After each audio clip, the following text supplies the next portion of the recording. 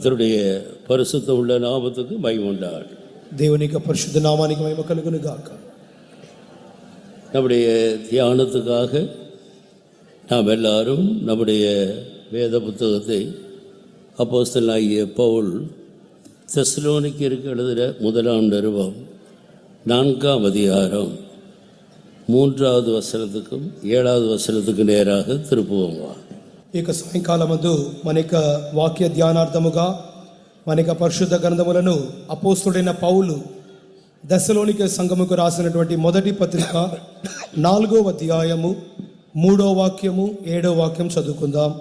మీరు పరిశుద్ధులగుటయే అనగా మీరు జారత్వమునకు దూరముగా ఉండుటయే దేవుని చిత్తము. కాబట్టి ఉపేక్షించువాడు మనుష్యుని ఉపేక్షింపడు గాని మీకు తన పరిశుద్ధాత్మను అనుగ్రహించిన దేవునినే ఉపేక్షించుచున్నాడు.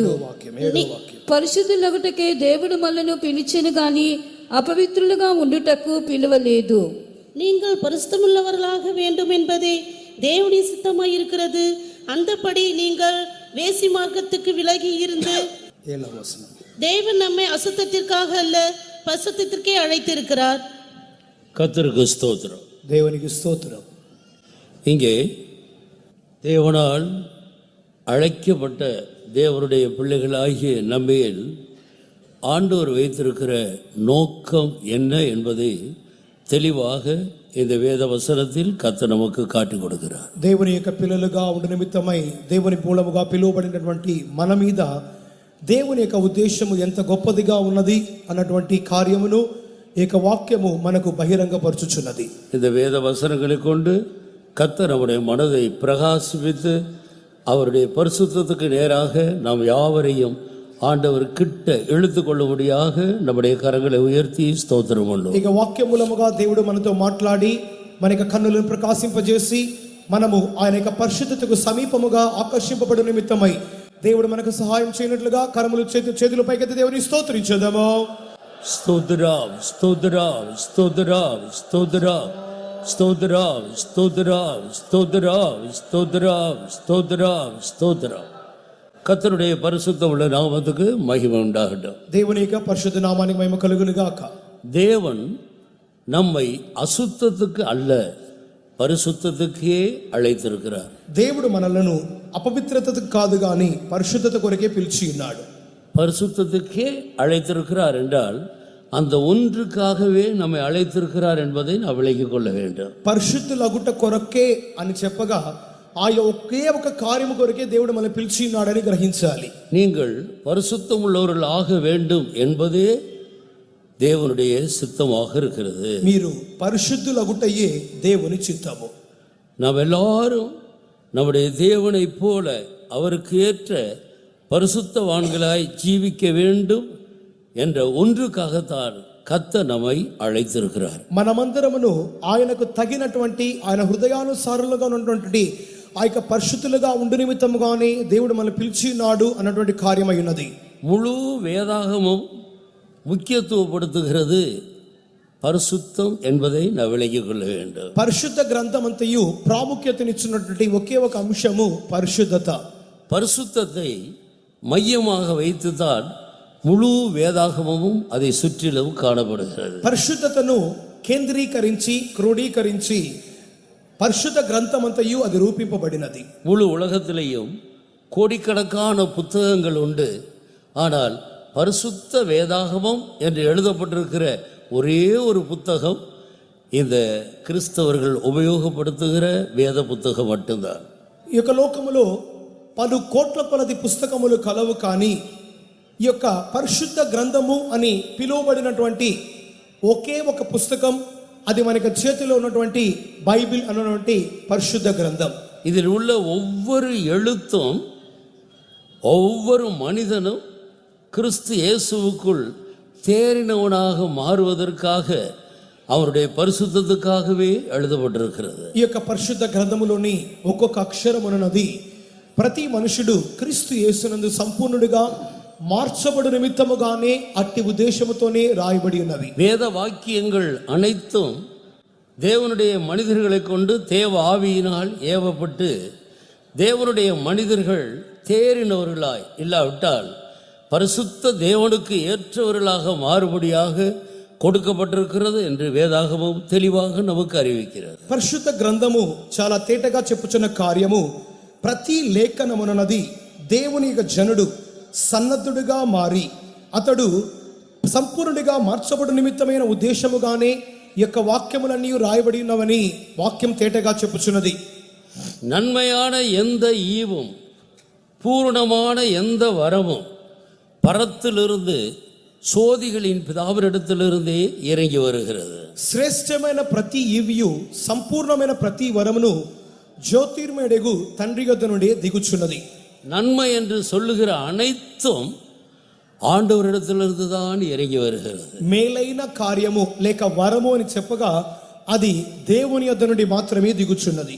இந்த தேவன் எந்த அடிப்படையில் மனிதனுக்கு நன்மை செய்கிறார் என்பதை நாம் ஆழமாக சிந்திப்போமானால் பரிசுத்தத்தின் அடிப்படையில் தான் ఆండవర్ సకల నన్மைகளையும் మనిదనికి கொடுக்கிறார். దేనిని ఆధారం చేసుకొని దేవుడు మనుషునికి మేలు చేయుచున్నాడు అని మనం పరిశీలించినప్పుడు పరిశుద్ధత అనే ఒకే ఒక కార్యమును ఆధారం చేసుకొని మాత్రమే దేవుడు మానవునికి మేలు చేయువాడు, వరములు ఇచ్చువాడు.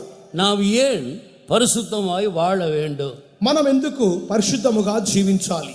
ஒவ்வொரு மனிதனிடத்திலேயும் ஆண்டவர் ஏன் பரிசுத்தத்தை அவர் எதிர்பார்க்கிறார்? ఒక్కొక్క మనుషుని యొద్ద దేవుడు ఎందుకొరకు పరిశుద్ధతను ఎదురు చూచున్నాడు?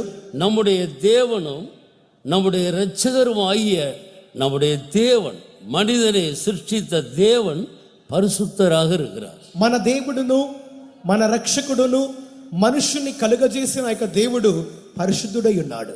ஆனபடியினால் அவரால் சிருஷ்டிக்கப்பட்ட மனிதனும் கூட அவருக்கு ஏற்ற పరిశుద్ధవానాయి జీవించ வேண்டும். కాన ఆయన మూలముగా కలుగజేయబడిన మనుష్యుడు కూడా ఆయనకు తగిన పరిశుద్ధునిగానే జీవించాలి. பழைய ஏற்பாட்டிலும் புதிய ஏற்பாட்டிலும் ஆண்டவர் மனிதனிடத்தில் எதிர்பார்க்கிறது பரிசுத்தம் என்பதுதான். పాత నిబంధన కాలములోను క్రొత్త నిబంధన కాలములోను దేవుడు మనుషుని యొద్ద ఎదురు చూసిన ఒకే ఒక కార్యం పరిశుద్ధత.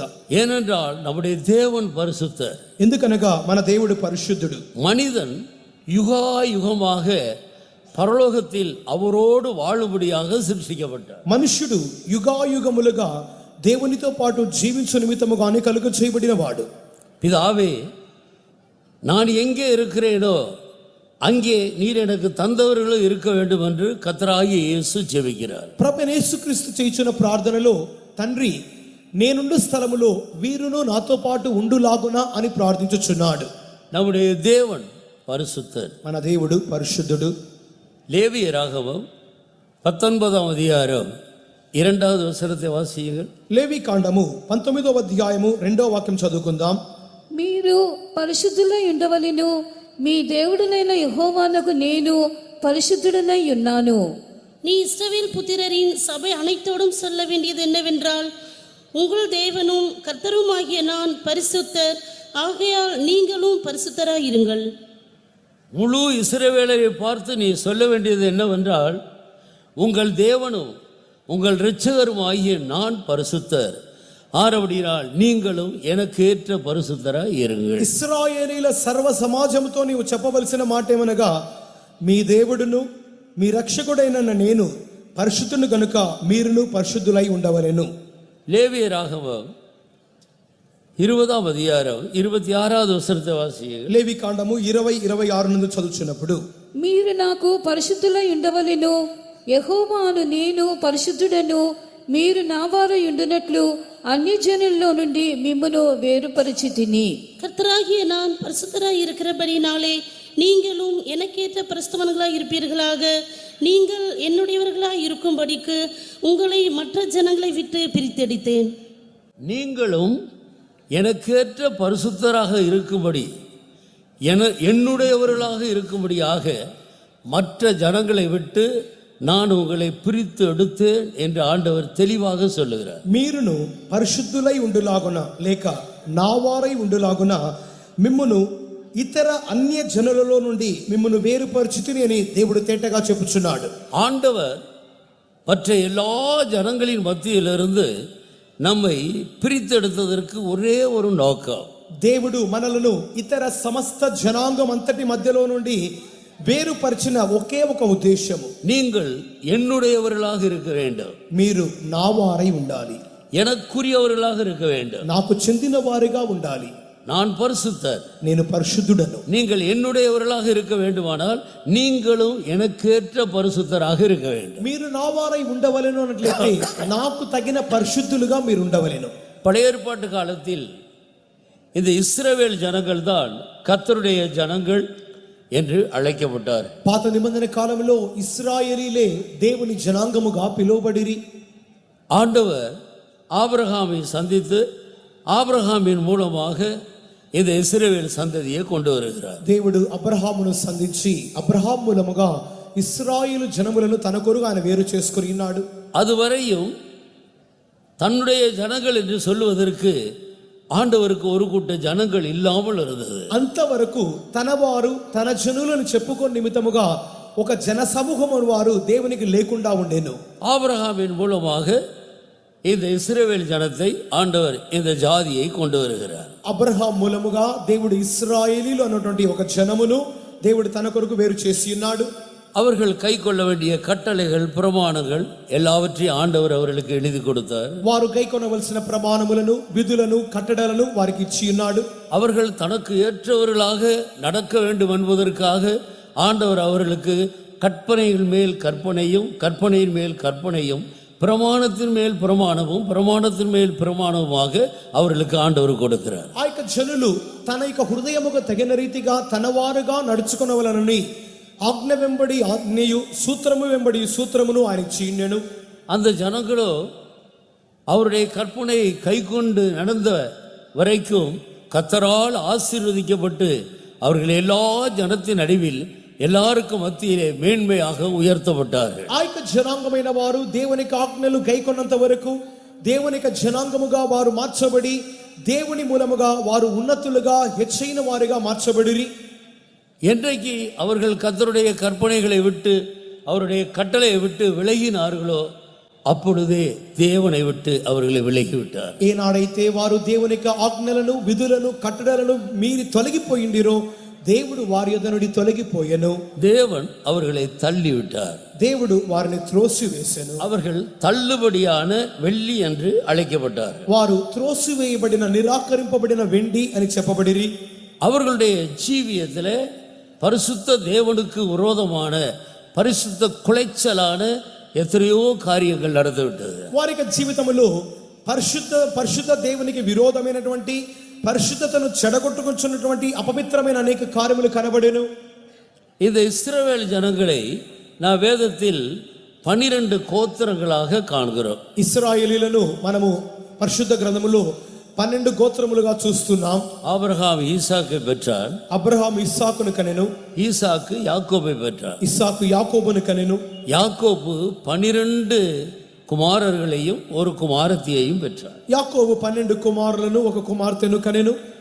இந்த 12 குமாரர்களும் 12 கோத்திரங்களாக காணப்பட்டார்கள். ఈ యొక్క 12 కుమారులు 12 గోత్రములుగా గోత్రకర్తలుగా మారిరి.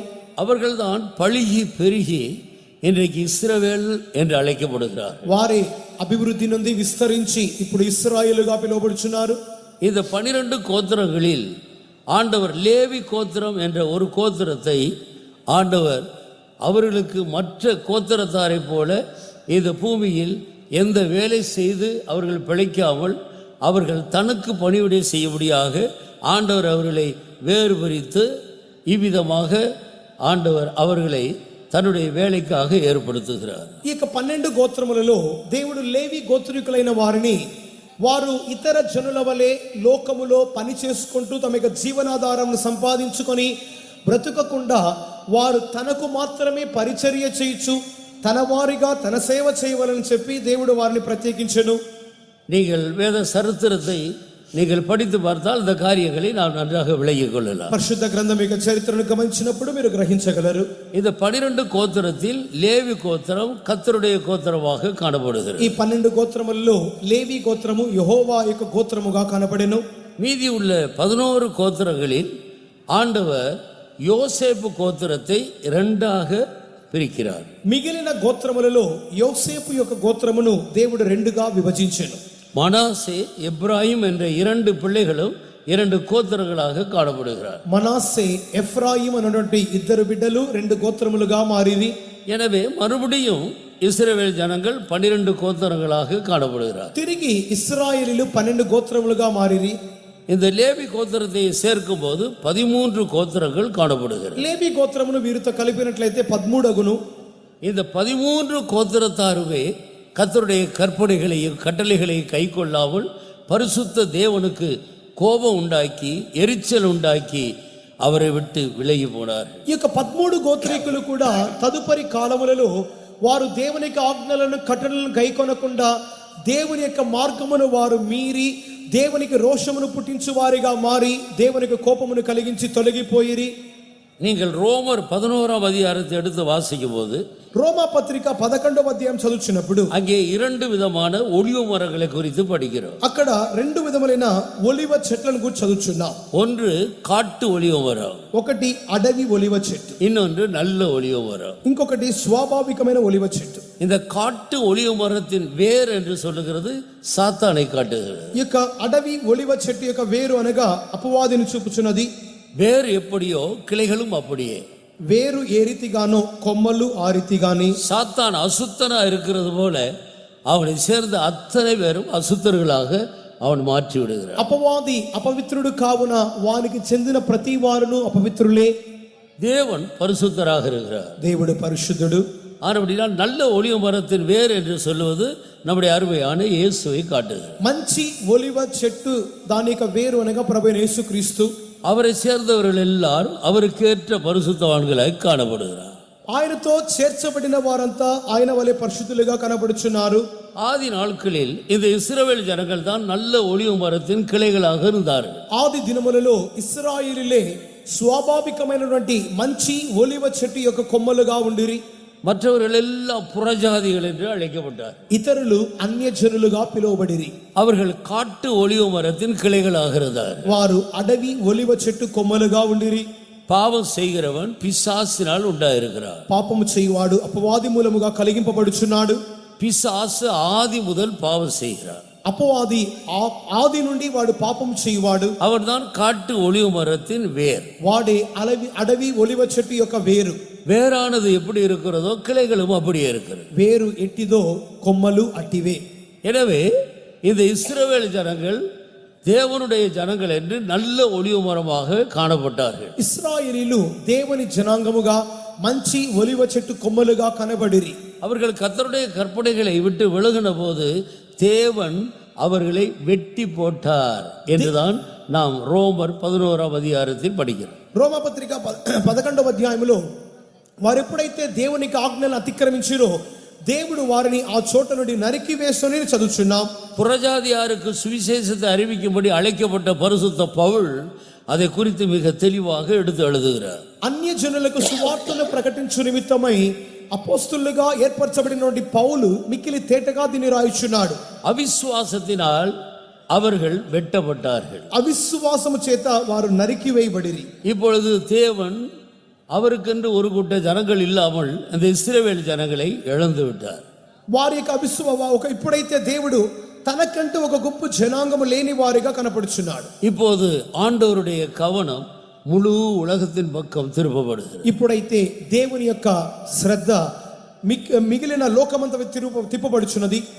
முழு உலகத்தாருடைய பாவங்களையும் சுமந்து தீர்த்த கர்த்தராகிய இயேசுவை யாரெல்லாம் விசுவாசிக்கிறார்களோ அத்தனை பேரும் விசுவாசத்தினாலே இந்த நல்ல ஒலிவ மரத்திலிருந்து வெட்டப்பட்ட அந்த கிளைகள் இருக்கிற இடத்துல ஒட்ட வைக்கப்படும்படி கர்த்தர் அவர்களை அழைக்கிறார். సర్వలోక పాప భారమును మోసుకొని పోవచ్చున్న దేవుని గొర్రెపిల్ల అని చెప్పి ఎవరైతే యేసుక్రీస్తును విశ్వాసించుచున్నారో అట్టివారు ఆ యొక్క విశ్వాసముతో ఈ యొక్క నరికి వేయబడినటువంటి ఈ కొమ్మల స్థానములో వారు ఆ యొక్క కొమ్మలుగా అతికింపబడుచున్నారు. நான் முன்பு சொன்னது போல அந்த இஸ்ரவேல் கோத்திரம் என்று காணப்பட்ட 13 கோத்திரங்களுமே கர்த்தரை விட்டு விலகிவிட்டார். నేను ముందు చెప్పినానే ఆ యొక్క దేవుని గోత్రములని ఆ యొక్క ఇశ్రాయేలీయుల 13 గోత్రములు వారు దేవుని ఎదుట తొలగిపోయి ఉన్నారు.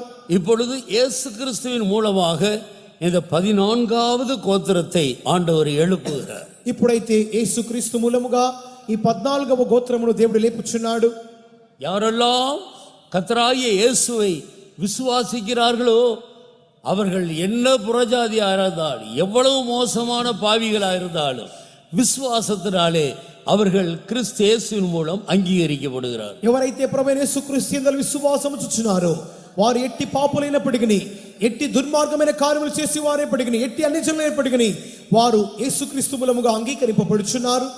புறஜாதியாராகிய நமக்கு கர்த்தருடைய கண்களிலே கிருபை இரக்கம் கிடைத்தது. అన్యజనులమైన మనకు దేవుని దృష్టిలో కృప కనికరము దొరికెను.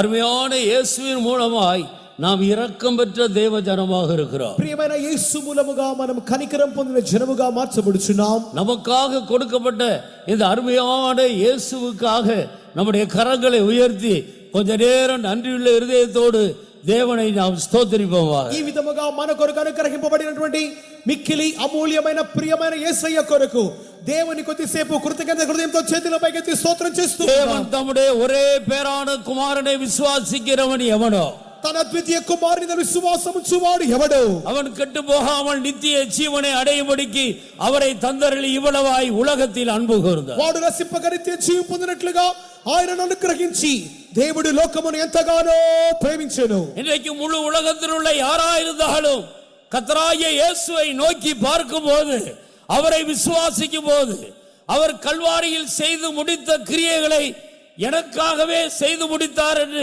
விசுவாசிக்கும் போது இலவசமாய் ரட்சிக்கப்படுகிறார். ఈ రాత్రి కాలమందు ఎవరైనప్పటికీ ప్రభువైన యేసుక్రీస్తు యందు తేరి చూచిన వారు ఆయన నామిత్తముగానే కలువారి శిలువలో మరణించి ఉన్నాడని విశ్వసించుచున్న ప్రతి వారు ఎవరైనప్పటికీ వారి రాత్రి కాలములో రక్షణ పొందుదురు. நமக்காக இலவசமாய் கொடுக்கப்பட்ட அருமையான இயேசுவுக்காக நாம் ஸ்தோத்திரம் பண்ணுவோம். మన కొరకు ఉచితముగా అనుగ్రహింపబడిన ప్రభువైన యేసుక్రీస్తు నిమిత్తమై చేతులపైకెత్తి స్తోత్రించెదము. స్తోత్రం స్తోత్రం స్తోత్రం స్తోత్రం స్తోత్రం స్తోత్రం స్తోత్రం స్తోత్రం స్తోత్రం స్తోత్రం స్తోత్రం. கர்த்தருடைய பரிசுத்தமுள்ள நாமத்துக்கு மகிமை உண்டாகட்டும். దేవుని యొక్క పరిశుద్ధ నామమునకు మహిమ కలుగును గాక.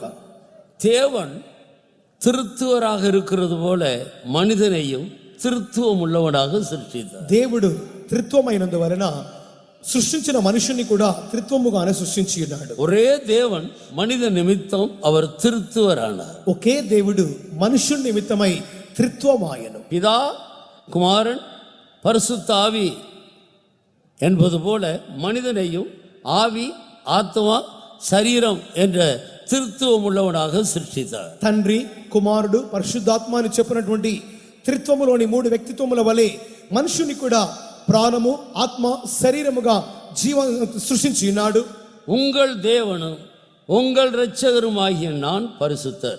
మీ దేవుడును మీ రక్షకుడైన నేను పరిశుద్ధుడను. அவருடைய வார்த்தை மாமிசமாகி இயேசு என்னும் நாமத்தில் மனிதர்கள் மத்தியிலே வந்து உலாவிக் கொண்டிருந்தார். ఆయన వాక్కు శరీరాకారమును ధరించి మనుషునిగా మన మధ్యలో సంచరించెను. எலிசபெத் மரியாளை வாழ்த்தும் போது தூதன் மரியாளை வாழ்த்தும் போது உன்னிடத்தில் உற்பத்தியாயிருக்கிறது பரிசுத்தம் உள்ளது என்று சொன்னார். ఆ యొక్క దూత మరియకు శుభములు తెలియజేసినప్పుడు నీ యందు ఉద్భవించినది పరిశుద్ధమైనది. கர்த்தராகிய இயேசு கிறிஸ்து பரிசுத்தம் உள்ளவர். పరిశుద్ధ ప్రభువైన యేసుక్రీస్తు పరిశుద్ధుడు. அவர் பரிசுத்தர்.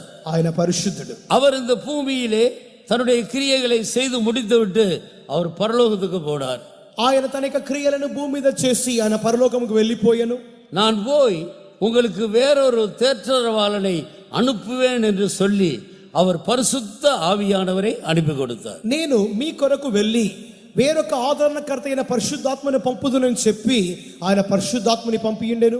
பரிசுத்த ஆவி உங்களிடத்தில் வரும்போது நீங்கள் பலனடைவீர்கள். పరిశుద్ధాత్మ మీ మీదికి వచ్చినప్పుడు మీరు బలం పొందుదురు. எனவே தேவன் பரிசுத்தர். కావున దేవుడు పరిశుద్ధుడు, இயேசு கிறிஸ்து பரிசுத்தர், యేసు పరిశుద్ధుడు, பரிசுத்த ஆவியானவர் பரிசுத்தர். పరిశుద్ధాత్ముడును పరిశుద్ధుడు. எனவே தேவன் முழுவதும் பரிசுத்தத்தில் தான் விளம்புகிறார். కావున దేవుడు తన యొక్క సర్వమంతటిని పరిశుద్ధతలోనే బయలుపరుచుచున్నాడు. ஆனபடியால் மனிதன் தன்னை போல ஆவியிலையும் ஆத்மாவிலையும் சரீரத்திலையும் அவனும் பரிசுத்தமுள்ளவனாய் காணப்பட வேண்டும் என்பதே மனிதனிடத்தில் தேவன் எதிர்பார்க்கிற ஒன்றாக இருக்கிறது. దేవుడు కూడా ఆ యొక్క వ్యక్తి తన యొక్క ప్రాణములోను ఆత్మలోను శరీరములోను పరిశుద్ధుడుగా ఉండవలని చెప్పి మానవుని గురించిన ఉద్దేశము కలిగి ఉన్నాడు. கர்த்தராகிய இயேசு இந்த பூமியில் ஊழியம் செய்து கொண்டிருந்த நாட்களில் ప్రభువైన యేసుక్రీస్తు యొక్క భూమి మీద సేవ చేయుచున్న దినములలో தாய் தகப்பன் இல்லாத மார்த்தாள் மரியாள் லாசரு வீட்டுக்கு அவர் அடிக்கடி அந்த பக்கம் போகும் பொழுதெல்லாம் போய் அவர்களை அந்த திக்கற்ற பிள்ளைகளை விசாரித்து வந்தார். తల్లిదండ్రులు లేనటువంటి మార్తా మరియా లాజరు అనేటువంటి ఆ యొక్క తోబుట్టువుల ఇంటికి ఆయన వారు అనాథలుగా ఉన్నందువలన ఆ యొక్క మార్గము గుండా వెళ్ళొచ్చినప్పుడల్లా వారితో మాట్లాడి వారిని పరామర్శించేవాడు.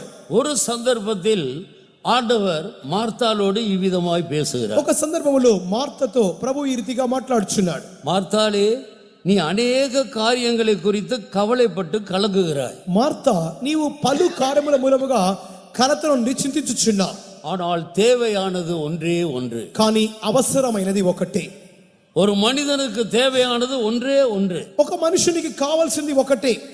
மரியாள் தன்னை விட்டு எடுபடாத நல்ல பங்கை தெரிந்து கொண்டார். మరియా తనను విడిచిపెట్టండి మంచి భాగమును ఎన్నుకొనెను. அந்த நல்ல பங்குதான் பரிசுத்த பிள்ளையாகிய கர்த்தராகிய இயேசுவாக இருக்கு. ఆ యొక్క మంచి భాగమే పరిశుద్ధ బిడ్డైనటువంటి ప్రభువైన యేసుక్రీస్తు. தேவையானது ஒன்று என்று சொன்னால் அது தேவனுடைய பரிசுத்தத்தை தான் அந்த இடத்துல குறிப்பிடுகிறது. అవసరమైనది ఒకటి అనగా అది ప్రభువైన యేసుక్రీస్తును చూపుచున్నది. நம்ம எல்லாருக்கும் இந்த பூமியில அநேக தேவைகள் ஏற்படுகிறது. ఇక భూమి మీద మన ప్రతి ఒక్కొక్కరికి అనేక అవసరములు కలుగుచున్నవి. ஆண்டவர் இந்த இடத்தில் தேவையானது ஒன்று என்று குறிப்பிடுவதனுடைய அவசியம் என்ன? ఇక్కడ ప్రభువైన యేసుక్రీస్తు అవసరమైనది ఒకటే అని చెప్పవలసిన అవసరం ఏమి? இந்த ஒன்றை అడిப்படையாக வைத்துத்தான் மற்ற எல்லா நன்மைகளையும் ஆண்டவர் மனிதனுக்கு கொடுக்க விரும்புகிறார் என்பதை நாம் விளங்கிக் கொள்ள வேண்டும். ఈ శ్రేష్టమైన ఆ ఒక్క దానిని ఆధారం చేసుకొని మానవునికి సమస్త మేలులు దయచేయుచున్నాడని మనం జ్ఞాపకం చేసుకోవాలి. எல்லா நன்மைகளும் தேவனிடத்திலிருந்து தான் இறங்கி வருகிறது. సమస్త మేలులు దేవుని యొద్ద నుండి దిగుచున్నవి. ஆனால் தேவன் விரும்புகிற காரியம் மனிதனிடத்தில் எதிர்பார்க்கிறது பரிசுத்தம். కానీ దేవుడు కోరుచున్నది మనుషుని ఎదురు చూస్తున్నది పరిశుద్ధత. எந்த மனிதன் பரிசுத்தத்துக்கு முக்கியத்துவம் கொடுத்து அந்த அடிப்படையில் முன்னேறுகிறானோ, தேவனிடத்தில் கிட்ட சேருகிறானோ, அதை அடிப்படையாக வைத்து எல்லா நன்மைகளையும் ஆண்டவர் மனிதனுக்கு கொடுத்து கொண்டே இருக்கிறார். ఏ మనుషుడైతే పరిశుద్ధతకు ప్రాముఖ్యతనిచ్చి దానిని వెదుకుచు దేవునికి సమీపస్తుడిగా మారుచున్నాడో దానిని ఆధారం చేసుకొని మానవునికి సమస్త మేలులు ఇవ్వబడుచున్నవి. கர்த்தராகிய இயேசு இந்த பூமியில் ஊழியம் செய்து கொண்டிருந்த போது ప్రభువైన యేసుక్రీస్తుకు భూమి మీద సేవ చేయుచున్న దినములలో தம்மை சுற்றி நின்ற திரளான ஜனங்களை பார்த்து இவ்விதமாக சொன்னார். తన చుట్టూ ఉన్నటువంటి విస్తారమైన జనం చూసి ఈ రీతిగా చెప్పి ఉండెను. அங்கே அவருடைய சீசர்களும் இருந்தார்கள். అక్కడ ఆయన శిష్యులు ఉండిరి. எண்ணத்தை உண்போம் என்று கவலைப்படாதீர்கள், ఏమి తిందుమా అని కలవరపడకుడి. எண்ணத்தை உடுத்துவோம் என்றும் கவலைப்படாதீர்கள், ఏమి ధరించుదుమా అని కలవరపడవద్దు. எண்ணத்தை குடிப்போம் என்றும் கவலைப்படாதீர்கள், ఏమి త్రాగుదుమా అని చింతించవద్దు. நாளைய தினத்துக்கு என்ன செய்வோம் என்றும் கவலைப்படாதீர்கள், రేపటి దినము కొరకు ఏమి చేయవలనా అని చింతించవద్దు. எண்ணத்தை பேசுவோம் என்று கவலைப்படாதீர்கள், ఏమి మాట్లాడుదామా అని కూడా చింతించవద్దు. எப்படி பேசுவோம் என்றும் கவலைப்படாதீர்கள். ఏ రీతిగా మాట్లాడుదామా అని కూడా తలంచవద్దు. கர்த்தருக்கு ஸ்தோத்திரம். దేవునికి స్తోత్రం. இவையெல்லாம் உங்களுக்கு தேவை என்று ஆண்டவர் அறிந்திருக்கிறார். ఇవన్నీ మీకు కావాలని మీ దేవుడు ఎరిగి ఉన్నాడు. ஆனால் முதலாவது நீ தேவனுடைய ராஜ்யத்தையும் அவருடைய நீதியையும் தேடு. కానీ మొదటిదిగా నీవు దేవుని రాజ్యమును ఆయన నీతిని వెతుకుము. முதலாவது உன் பாத்திரத்தின் உள்புறத்தை சுத்தமாக்கு. మొదటిగా నీకు పాత్ర యొక్క లోపలి భాగమును శుద్ధీకరించుము. அந்த அடிப்படையில் தான் ஆண்டவர் எல்லாவற்றையும் கூட கொடுக்கிறார். దాని ఆధారం చేసుకొని దేవుడు సమస్తమును సమకూర్చిచుచున్నాడు. ஆனால் இன்றைக்கு பரிசுத்தத்தை முக்கியத்துவப்படுத்தாமல், தேவனுக்கு பிரியமாய் ஜீவிக்கிறதை முக்கியத்துவப்படுத்தாமல், நம்முடைய தேவைகளை மட்டும் நாம் கர்த்தரிடத்திலே கேட்டு பெற்றுக்கொள்வோமானால், ఇక దినాలలో దేవునికి ప్రాముఖ్యతనివ్వకుండా, పరిశుద్ధతకు ప్రాముఖ్యతనివ్వకుండా మన అవసరాలను మాత్రమే వెదుకుచు దేవునిని మనం వెతికినట్లయితే கிடைக்கும், ஒருவேளை கிடைக்கும். ఒకవేళ దొరుకును. ஆனால் 1 கொரிந்தியர் 15ஆம் அதிகாரம் 19வது வசனத்தை நான் வாசிக்கும் பொழுது, 1 కొరింథీలు 15:19 నందు இம்மைக்காக மாத்திரம் நீங்கள் கிறிஸ்துவின் மேல் நம்பிக்கையுள்ளவர்களாக இருந்தால், ఈ జీవిత కాలం మట్టుకే మనం క్రీస్తు యందు నిరీక్షించు వారమైతే உன்னுடைய முடிவு மற்ற எல்லாருடைய முடிவை பார்க்கிலும் பரிதாபமாக இருக்கு. నీ ముగింపు ఇతరుల మనుషులందరి ముగింపు కంటే దౌర్భాగ్యముగా మారును. இம்மைக்காக இந்த பூமிக்குரிய வாழ்க்கைக்கு தேவையானவைகளுக்காக மட்டும் நீ கிறிஸ்துவை நம்பி அவரை சார்ந்து ஜீவிப்பாயானால் அது கிடைக்கும். ஆனால் முடிவு மிக பரிதாபமாக போகும். ఈ జీవిత కాలం మట్టుకే లేక ఈ భూ సంబంధమైన కార్యముల కొరకు మాత్రమే నీవు దేవుని యందు నిరీక్షణ ఉంచి వాటిని వెతికి నీవు పొందుకున్నట్లయితే అవి నీకు దొరుకును. కానీ నీ ముగింపు అయితే మనుషులందరి ముగింపు కంటే దౌర్భాగ్యమైన ముగింపుగా మారును. நன்றாக சாப்பிட வேண்டும், బాగా తినాలి, நன்றாக குடிக்க வேண்டும், బాగా తాగాలి, நன்றாக உடுத்த வேண்டும், బాగా ధరించుకోవాలి, நல்ல வீடு வேண்டும், మంచి ఇల్లు కావాలి, பிள்ளைகள் நன்றாக படிக்க வேண்டும், పిల్లలు బాగా చదవాలి, பிள்ளைகளுக்கு நல்ல வேலை கிடைக்க வேண்டும், పిల్లలకు మంచి ఉద్యోగం కావాలి, பிள்ளைகளுக்கு நல்ல திருமணம் கிடைக்க வேண்டும், పిల్లలకు మంచి పెళ్లి కావాలి, பிள்ளைகள் வெளிநாடு போக வேண்டும், పిల్లలు పాశ్చాత్య దేశానికి వెళ్ళాలి. எல்லா விதத்திலையும் நாங்கள் நன்றாக இருக்க வேண்டும். అన్ని రీతులుగా మేము బాగా ఉండాలి. அதற்காக உபவாசம் எடுப்பது, ஜெபிப்பது, பார்க்கிற எல்லாரையும் அதற்காக ஜெபியுங்கள் என்று சொல்லுவது எல்லாம் நல்லதுதான். ஆனால் இதற்காக மட்டும் நீ இயேசுவை தேடுவாயானால் உன்னுடைய ஓட்டம் முடியும் போது உன்னுடைய முடிவு எல்லாருடைய பாவிகள், துன்மார்க்கர் எல்லாருடைய முடிவை பார்க்கிலும் மோசமான ஒரு முடிவாக மாறும். ఇందు కొరకు మాత్రమే ఉపవాసం ఉండి, ఇందు కొరకు మాత్రమే ప్రార్థించి, కనబడే ప్రతి పాస్టర్ దగ్గరికి వెళ్ళి పాస్టర్ గారు ఈ కార్యాల కొరకు మాత్రమే ప్రార్థించండి అని చెప్పినట్లయితే అవి దేవుడు ఇచ్చును. కానీ మన యొక్క ముగింపు దశలో, మన యొక్క పరుగును ముగించే సందర్భములో ప్రతి వారి ముగింపు కంటే మన ముగింపు దౌర్భాగ్యముగా మారిపోతుంది. இன்றைக்கு பெந்தகோஸ்த கிறிஸ்துவ ஜனங்கள் கூட கர்த்தர் எதற்காக நம்மை அழைத்திருக்கிறார் என்பதை விளங்கி கொள்ளாமல் உலக ஜனங்களைப் போல విశ్వాసத்தை విட்டு విలగి పోయి కొண்டிருக்கிற ஒரு కాలం. ఈ దినాలలో పెంతెకోస్తు క్రైస్తవ జనాంగము కూడా దేవుడు వారిని ఎందుకొరకు పిలిచి ఉన్నాడనే కార్యమును కూడా వారు గ్రహించని వారుగా మారిపోయి కొద్ది కొద్దిగా దేవుని విలిచి తొలగిపోచున్నారు. தேவனுடைய ஊழியர்களையும் கூட, தெரிந்து கொள்ளப்பட்டவர்களையும் கூட சாத்தான் வஞ்சித்து கொண்டிருக்கிற காலம். దేవుని మూలముగా ఏర్పరచబడినటువంటి దైవ సేవకులైన వారిని కూడా అపవాది మోసగించు కాలం. ஆனபடியால் தேவன் மனிதனிடத்தில் எதிர்பார்க்கிறது அவன் தன்னை போல ஒரு பரிசுத்தவானாய் மாற வேண்டும். దేవుడు మనుషుని యొద్ద ఎదురు చూస్తున్న ఒకే ఒక కార్యము, ఆ మనుషుడు తన వలె పరిశుద్ధునిగా మారాలి. பாத்திரத்தின் உள்புறத்தை முதலாவது சுத்தமாக்கு. నీ పాత్ర యొక్క లోపలి భాగమును మొదటిగా శుద్ధి చేయుము. முதலாவது நீ போய் ஒப்புரவாக, మొదటిగా నీవు వెళ్ళి సమాధానపడు, பின்பு வந்து பலி செலுத்து. తర్వాత వచ్చి బలి చెల్లించు. வேதம் முழுவதிலையும் நீங்கள் வாசித்தால் எல்லா இடத்திலையும் ஆண்டவர் முக்கியத்துவப்படுத்துகிறது பரிசுத்தம். పరిశుద్ధ గ్రంథమంతటిని క్షుణ్ణంగా పరిశీలించినప్పుడు దేవుడు అత్యధికముగా ప్రాముఖ్యతనిచ్చిన ఒకే ఒక కార్యం పరిశుద్ధత.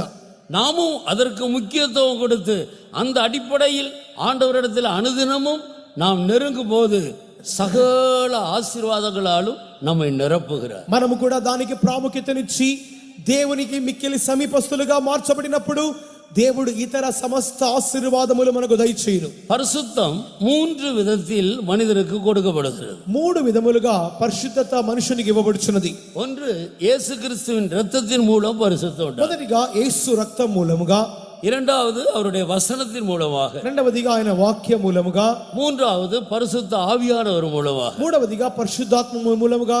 இந்த 3 விதத்தில் அல்லாமல் வேறு எந்த விதத்திலையும் மனிதனுக்குள் எவ்வளவேனும் பரிசுத்தத்தை அவன் உண்டாக்கி கொள்ள வழியே இல்லை. ఈ 3 విధములుగానే తప్ప మరి ఏ ఇతరత్ర మనుషుడు తనకంటూ పరిశుద్ధతను పొందుకొనలేడు. நாம் இந்த பூமியில் மட்டும் நன்றாக இருந்தால் போதாது.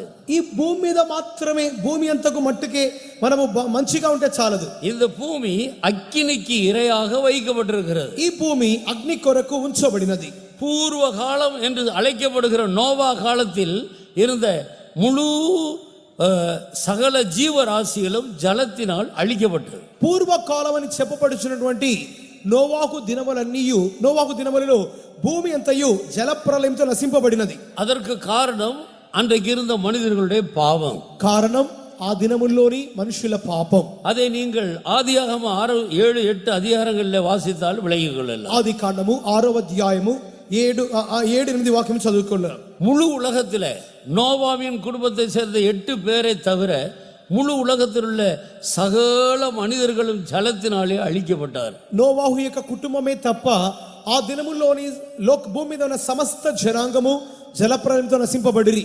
அதுதான் பூர்வ காலம் என்று அழைக்கப்படுகிறது. అదే పూర్వ కాలం అని చెప్పబడుచున్నది. அதே போல சோதோம் கொமோரா பட்டணத்தாரை குறித்து நாம் படிக்கிறோம். லோத்து காலத்தில் நடந்தது போல மனுஷகுமாரன் ஒரு காலத்திலேயும் நடக்கும். అదే రీతిగా సొదొమ గొమొర్రా గురించి వేదములు పరిశుద్ధములు చెప్పబడుచున్నప్పుడు లోతు దినముల్లో జరిగినదిగానే మనుష్య కుమారుడు వచ్చు దినములో కూడా జరిగిన చెప్పబడుచున్నది. அந்த பட்டணங்கள் அழிக்கப்பட காரணம் என்ன? ఆ పట్టణములు నశింపబడ్డ కారణమేమి? அந்த பட்டணத்தில் ஆண்டவருக்கு பயந்து நீதிமான்களாய் ஜீவித்த லோத்து, லோத்தருடைய மனைவி, 2 பிள்ளைகளை தவிர மற்ற அனைவரும் అగ్నిயினால் అழிக்கப்பட்டார். ఆ యొక్క దినముల్లో లోతు, లోతు యొక్క భార్య, 2 పిల్లలు వారు మాత్రమే తప్ప ఇతరులందరూ అగ్నితో నశింప చేయబడిరి.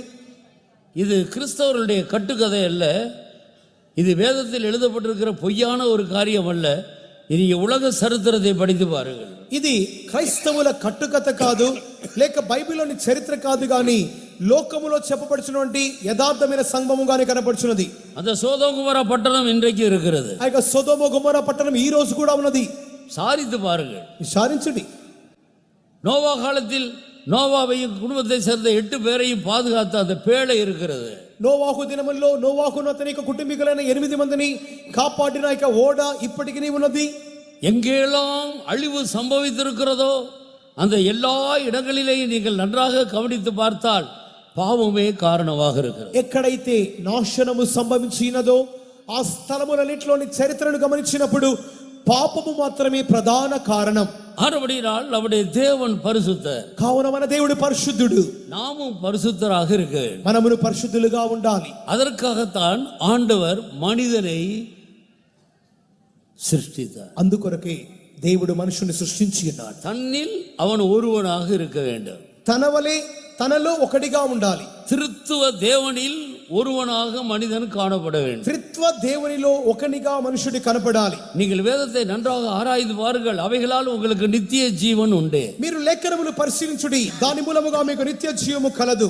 வேதம் பிதா, குமாரன், பரிசுத்தாவி என்று தேவனை திருத்துவராக நமக்கு காட்டி கொடுக்கிறது. పరిశుద్ధ గ్రంథము దేవుని తండ్రి, కుమార, పరిశుద్ధాత్మ దేవునిగా చూపుచున్నది. ஆனால் இனி வரப்போகிற உலகத்தில், కానీ ఇక మీద రాబోయే లోకములో எபிரேயர் 2 அதிகாரம் 5வது வசனத்தில் நான் வாசிக்கும் பொழுது, హెబ్రీయులు 2వ అధ్యాయం 5వ వాక్యమునందు இனி வரும் உலகத்தை குறித்து பேசுகிறோமே. ఇక మీదట రాబోయే లోకమును గురించి మాట్లాడుచున్నాము. பூர்வ உலகம் ஜலத்தினால் அழிக்கப்பட்டது, ముందున్న లోకము జలప్రలయంతో నశింపబడెను. இப்பொழுது இருக்கிற இந்த உலகம் அக்கினிக்கு இரையாக வைக்கப்பட்டிருக்கிறது. ఇప్పుడు ఉన్నటువంటి లోకము అగ్ని కొరకు ఉంచబడి ఉన్నది. இன்னும் ஒரு முறை நான் வானத்தையும் பூமியையும் சமுத்திரத்தையும் வெட்டாந்தரையையும் அசைப்பேன் என்று ஆண்டவர் சொல்லி இருக்கிறார். మరొకసారి ఆకాశమును, భూమిని, సముద్రమును నేను కదల్చెదనని చెప్పుచున్నాడు. இவைகள் அனைத்தும் இல்லாமல் போகும் ஒரு காலம் சீக்கிரத்தில் வரும். ఇవన్నీ లయమైపోయే ఒక కాలము త్వరలో వచ్చును. இவைகள் இல்லாமல் போகும்போது இனி வரும் உலகம் என்று அசையாத ஒரு உலகத்தை ஆண்டவர் நமக்கு அறிமுகப்படுத்து. ఇవన్నీ లయమైపోయిన తర్వాత ఇక మీదట రాబోవు లోకమని ఒక కదల్చబడని ఒక నిశ్చలమైన రాజ్యమును గురించి ప్రభు చెప్పుచున్నాడు. எபிரேயருக்கு எழுதின நிருபம் 12వ அதிகாரம் 28வது வசனத்தை நீங்கள் வாசித்தால், హెబ్రీయులకు రాసిన పత్రిక 12వ అధ్యాయం 28వ వాక్యమునందు அசைவில்லாத ராஜ்யத்தை பெறும்படி அழைக்கப்பட்ட நாமோ என்று எழுதுகிறார். నిశ్చలమైన రాజ్యమును పొందు నిమిత్తముగా పిలువబడిన మనము, கர்த்தர் நம்மை எதற்காக அழைத்தார்? దేవుడు ఎందుకు కొరకు పిలిచి ఉన్నాడు? அசைவில்லாத நித்திய ராஜ்யத்தை சுதந்திரிக்க முடியாது. నిశ్చలమైనటువంటి నిత్య రాజ్యమును పొందు నిమిత్తమై அதற்காக நாம் அழைக்கப்பட்டிருக்கிறோம். అందుకొరకు మనం పిలువబడి ఉన్నాం. நமக்கு கொடுக்கப்பட்ட அழைப்பு பரிசுத்த அழைப்பு. మనకి ఇవ్వబడిన పిలుపు పరిశుద్ధ పిలుపు. பரம அழைப்புக்கு பங்குள்ளவர்களாகிய பரிசுத்த சகோதரர் என்று வேதம் நம்மை அழைக்கிறது. పరలోక సంబంధమైన పిలుపులో పాలు పొందిన పరిశుద్ధ సహోదరులారా అని వాక్యం పిలుచుచున్నది. ஆனபடியால் அசைவில்லாத ராஜ்யத்தை சுதந்திரிக்க போகிறவர்கள் பரிசுத்தர்கள் மட்டும்தான் என்பதை நாம் விளங்கிக் கொள்ள வேண்டும். కావున రాబోవు నిశ్చలమైన రాజ్యమును పొందుకొనబోయేవారు పరిశుద్ధులు అని వాక్యం మూలముగా తేటగా గ్రహించుచున్నాం. இனி வரும் உலகம் என்று வேதம் 5 பகுதியை நமக்கு காட்டி கொடுக்கிறது. ఇక మీదట రాబోవు లోకమని వాక్యము 5 భాగములు తేటగా చెప్పుచున్నది. அவைகள் 5மே அழியாத நித்திய ராஜ்யங்கள். ఆ యొక్క 5 నశింపబడని నిత్య రాజ్యములు. அதில் ஒன்று சியோன், ఒకటి సియోను, இரண்டாவது புதிய எருசலேம், రెండవది నూతన యెరూషలేము. அவைகள் ரெண்டும் ஒன்று சேர்ந்த ஒரு பகுதி. ఆ యొక్క 2 చక్కగా అమర్చబడిన ఒక భాగం. மூன்றாவது புதிய வானம், మూడవదిగా నూతన ఆకాశం, நான்காவது புதிய பூமி. నాలుగవదిగా నూతన భూమి. இந்த 5க்கு அப்பாற்பட்ட ஒன்று இருக்கிறது, அதுதான் நித்திய நரகம். ఈ యొక్క 4కి దూరం ఇంకొకటి ప్రత్యేకముగా ఉన్నది నిత్య నరకం. இந்த 4 இடங்களுக்கு போகாத அனைவரும் அந்த 5வது இடத்துக்கு போய் சேர வேண்டும். ఈ 4 చోట్లకు వెళ్ళని వారు తప్పనిసరిగా నరకానికే వెళ్తారు. இவைகள் அனைத்துமே நித்திய ராஜ்யங்கள். ఈ 5 నిత్య రాజ్యములు. இந்த இடங்களுக்கு போகிறவர்களுக்கு முடிவே இருக்காது. ఈ చోటుకు వెళ్ళే వారికి ముగింపే ఉండదు. இந்த ராஜ்யங்களுக்கு ஒரு முடிவில்லை. ఈ రాజ్యముకు కూడా ముగింపు లేదు. கர்த்தருக்கு ஸ்தோத்திரம். దేవునికి స్తోత్రం. சத்தியங்கள் இப்படி இருக்கிறபடியினால், సత్యములు ఈ రీతిగా ఉన్నందువలన இதிலே சிறப்பானதை தெரிந்து கொண்டு அதற்கேற்ற ஒரு ஜீவியம் செய்யும்படியாக கர்த்தர் நம்மை அழைத்திருக்கிறார் என்பதை நாம் விளங்கிக் கொள்ள வேண்டும். అత్యంత శ్రేష్టమైన దానిని ఎన్నుకొని దానికి తగిన జీవితము చేయ నిమిత్తముగాని దేవుడు మనల్ని ఎన్నుకొని ఉన్నాడని గ్రహించాలి. ஆனபடியால் நாம் இந்த பூமியிலே நன்றாக இருக்க வேண்டும், அதற்காக இந்த பெந்தகோஸ்த மார்க்கத்தில் நாம் வந்து சேர்ந்திருக்கிறோம் என்று யோசிக்க கூடாது. కావున ఈ భూమి మీద బాగా ఉండాలి, అందుకొరకే పెంతెకొస్తు మార్గంలో వచ్చి చేరి ఉన్నామనేటువంటి తలంపుతో ఉండకూడదు. அவரால் அழைக்கப்பட்ட ஜனங்கள் இந்த பூமியிலே எப்படி இருக்க வேண்டும் என்று ஆண்டவர் சொல்லுகிறார் என்றால், உண்ணவும் உடுக்கவும் இருந்தால் அதுவே போதும் என்று இருங்கள். ఆయన మూలముగా పిలువబడి ఏర్పరచబడిన జనులు ఈ భూమి మీద ఏ రీతిగా జీవించాలని దేవుడు చెప్పుచున్నాడంటే, ధరించుటకు తినుటకు ఉంటే చాలుని చెప్పే విధంగా ఉండాలి. போதும் என்ற மனதோடு கூடிய தேவ பக்தியே மிகுந்த ஆதாயம். సంతుష్టి సహితమైన దైవభక్తి మిక్కిలి లాభసాధకం. ஆனபடியால் தேவ பக்தி அது பரிசுத்தத்தையும் ஆண்டவருடைய தாழ்மையின் திவ்ய சுபாவங்களை காட்டுகிறது. పరిశుద్ధత నది దేవుని యొక్క దివ్య స్వభావములను చూపుచున్నది. உண்ணவும் உடுக்கவும் இருந்தால் போதும், மீதி எல்லாம் தேவ பக்திக்காக நீங்கள் செலவிடுங்கள் என்று சொல்லுகிறார். తినుటకును ధరించుకొనుటకు ఉంటే మాత్రము చాలును, మిగిలినవి దైవ భక్తి నిమిత్తమై ఖర్చు చేయుడి అని వాక్యం చెప్పుచున్నది. பரிசுத்தத்திலே முன்னேறுவதற்காக செலவழியுங்கள். పరిశుద్ధతలో ముందుకు సాగు నిమిత్తమై ఖర్చు పెట్టుడి. அநேகர் இருளுக்குள்ளே இருக்கிறவர்களை வெளிச்சத்துக்குள்ளே பரிசுத்தத்துக்குள்ளே கொண்டு வரும்படியாக செலவழியுங்கள். అనేకులు అంధకారములో ఉన్నవారు వెలుగులోనికి వచ్చే నిమిత్తముగా ఖర్చు పెట్టుడి. இதைத்தான் ஆண்டவர் விரும்புகிறார். ఇదే దేవుడు కోరుచున్నాడు. ஆனபடியால் முந்தின நித்தியத்தில் பிதா குமாரன் பரிசுத்தாவி என்று திருத்துவ தேவன் இருக்கிறார். ஆனால் இனி வரப்போகிற நித்தியத்திலே பிதா குமாரன் பரிசுத்தாவியானவர் அங்கே இல்லை. அதற்கு பதிலாக பரிசுத்தமாக்கப்பட்ட அவருடைய சரீரம் என்று அழைக்கப்படுகிற, நிறைவான சரீரம் என்று அழைக்கப்படுகிற மணவாட்டி அந்த இடத்தில் இருக்கிறார். ముందున్న నిత్యములో ఆది నిత్యములో తండ్రి కుమార పరిశుద్ధాత్ముడని త్రిత్వములోని 3 వ్యక్తిత్వములుగా వారు కనబడిరి. కానీ రాబోవు నిత్యములో తండ్రి కుమారుడు అక్కడ పరిశుద్ధాత్ముడు ఉండడు. కానీ ఆయన శరీరముగా పిలువబడుచున్నటువంటి ఆయన యొక్క సంఘమైనటువంటి శరీరం అక్కడ కనబడును. நான் ஜெயம் கொண்டு என் பிதாவின் சிங்காசனத்தில் அவரோடு உட்கார்ந்திருக்கிறது போல, నేను జయించి నా తండ్రి సింహాసనంలో కూర్చున్న రీతిగా. இந்த வார்த்தை யாரை பார்த்து சொல்லுகிற வார்த்தை? ఈ మాట ఎవరితో చెప్పిన మాట? கர்த்தராகிய இயேசு கிறிஸ்து தம்முடைய ஜனங்களை பார்த்து சொல்லுகிறார். ప్రభువైన యేసుక్రీస్తు తన జనులతో చెప్పిన మాట. தன்னுடைய சரீரமாகிய சபையை பார்த்து சொல்லுகிறார். తన యొక్క శరీరమైన సంఘముతో చెప్పిన మాట. நான் ஜெயம் கொண்டு என் பிதாவினுடைய சிங்காசனத்தில் அவரோடு உட்கார்ந்திருக்கிறது போல, నేను జయించి నా తండ్రి సింహాసనం మీద కూర్చున్న రీతిగా.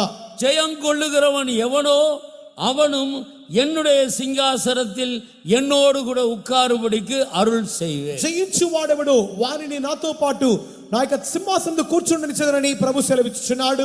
அப்ப இனி வரும் உலகத்தில் அந்த சிங்காசனத்தில் இருக்கிற 3 பேர் யார்? ఆ యొక్క రాబోవు లోకములో ఆ యొక్క సింహాసనంలో ఉండబోయే ముగ్గురు ఎవరు? ஒன்று பிதா, இன்னொன்று குமாரன், மூன்றாவது அவருடைய மணவாட்டி. ఒకటి తండ్రి, రెండవది కుమారుడు, మూడవదిగా ఆయన పెండ్లి కుమార్తె. இல்லாவிட்டால் ஜெயம் கொண்ட பரிசுத்தவான்கள். లేకపోయినట్లయితే జయించిన పరిశుద్ధులు. அப்ப மனிதன் தன்னில் ஒருவனாக மாற வேண்டும். కావున మనుషుడు తనలో ఒకరిగా మారాలి. வெளிப்படுத்தல் விசேஷம் 3ஆம் அதிகாரம் 21வது வசனத்தை வாசி. ప్రకటన 3:21 నందు, నేను జయించి నా తండ్రితో కూడా ఆయన సింహాసనమునందు కూర్చుండి ఉన్న ప్రకారము జయించు వానిని నాతో కూడా నా సింహాసనమునందు కూర్చుండనిచ్చేదను. நான் ஜெயம் கொண்டு என் பிதாவினுடைய சிங்காசனத்திலே அவரோட கூட உட்கார்ந்தது போல ஜெயம் கொள்ளுகிறவன் எவனோ அவனும் என்னுடைய சிங்காசனத்தில் என்னோட கூட உட்காரும்படி அருள் செய்வேன்.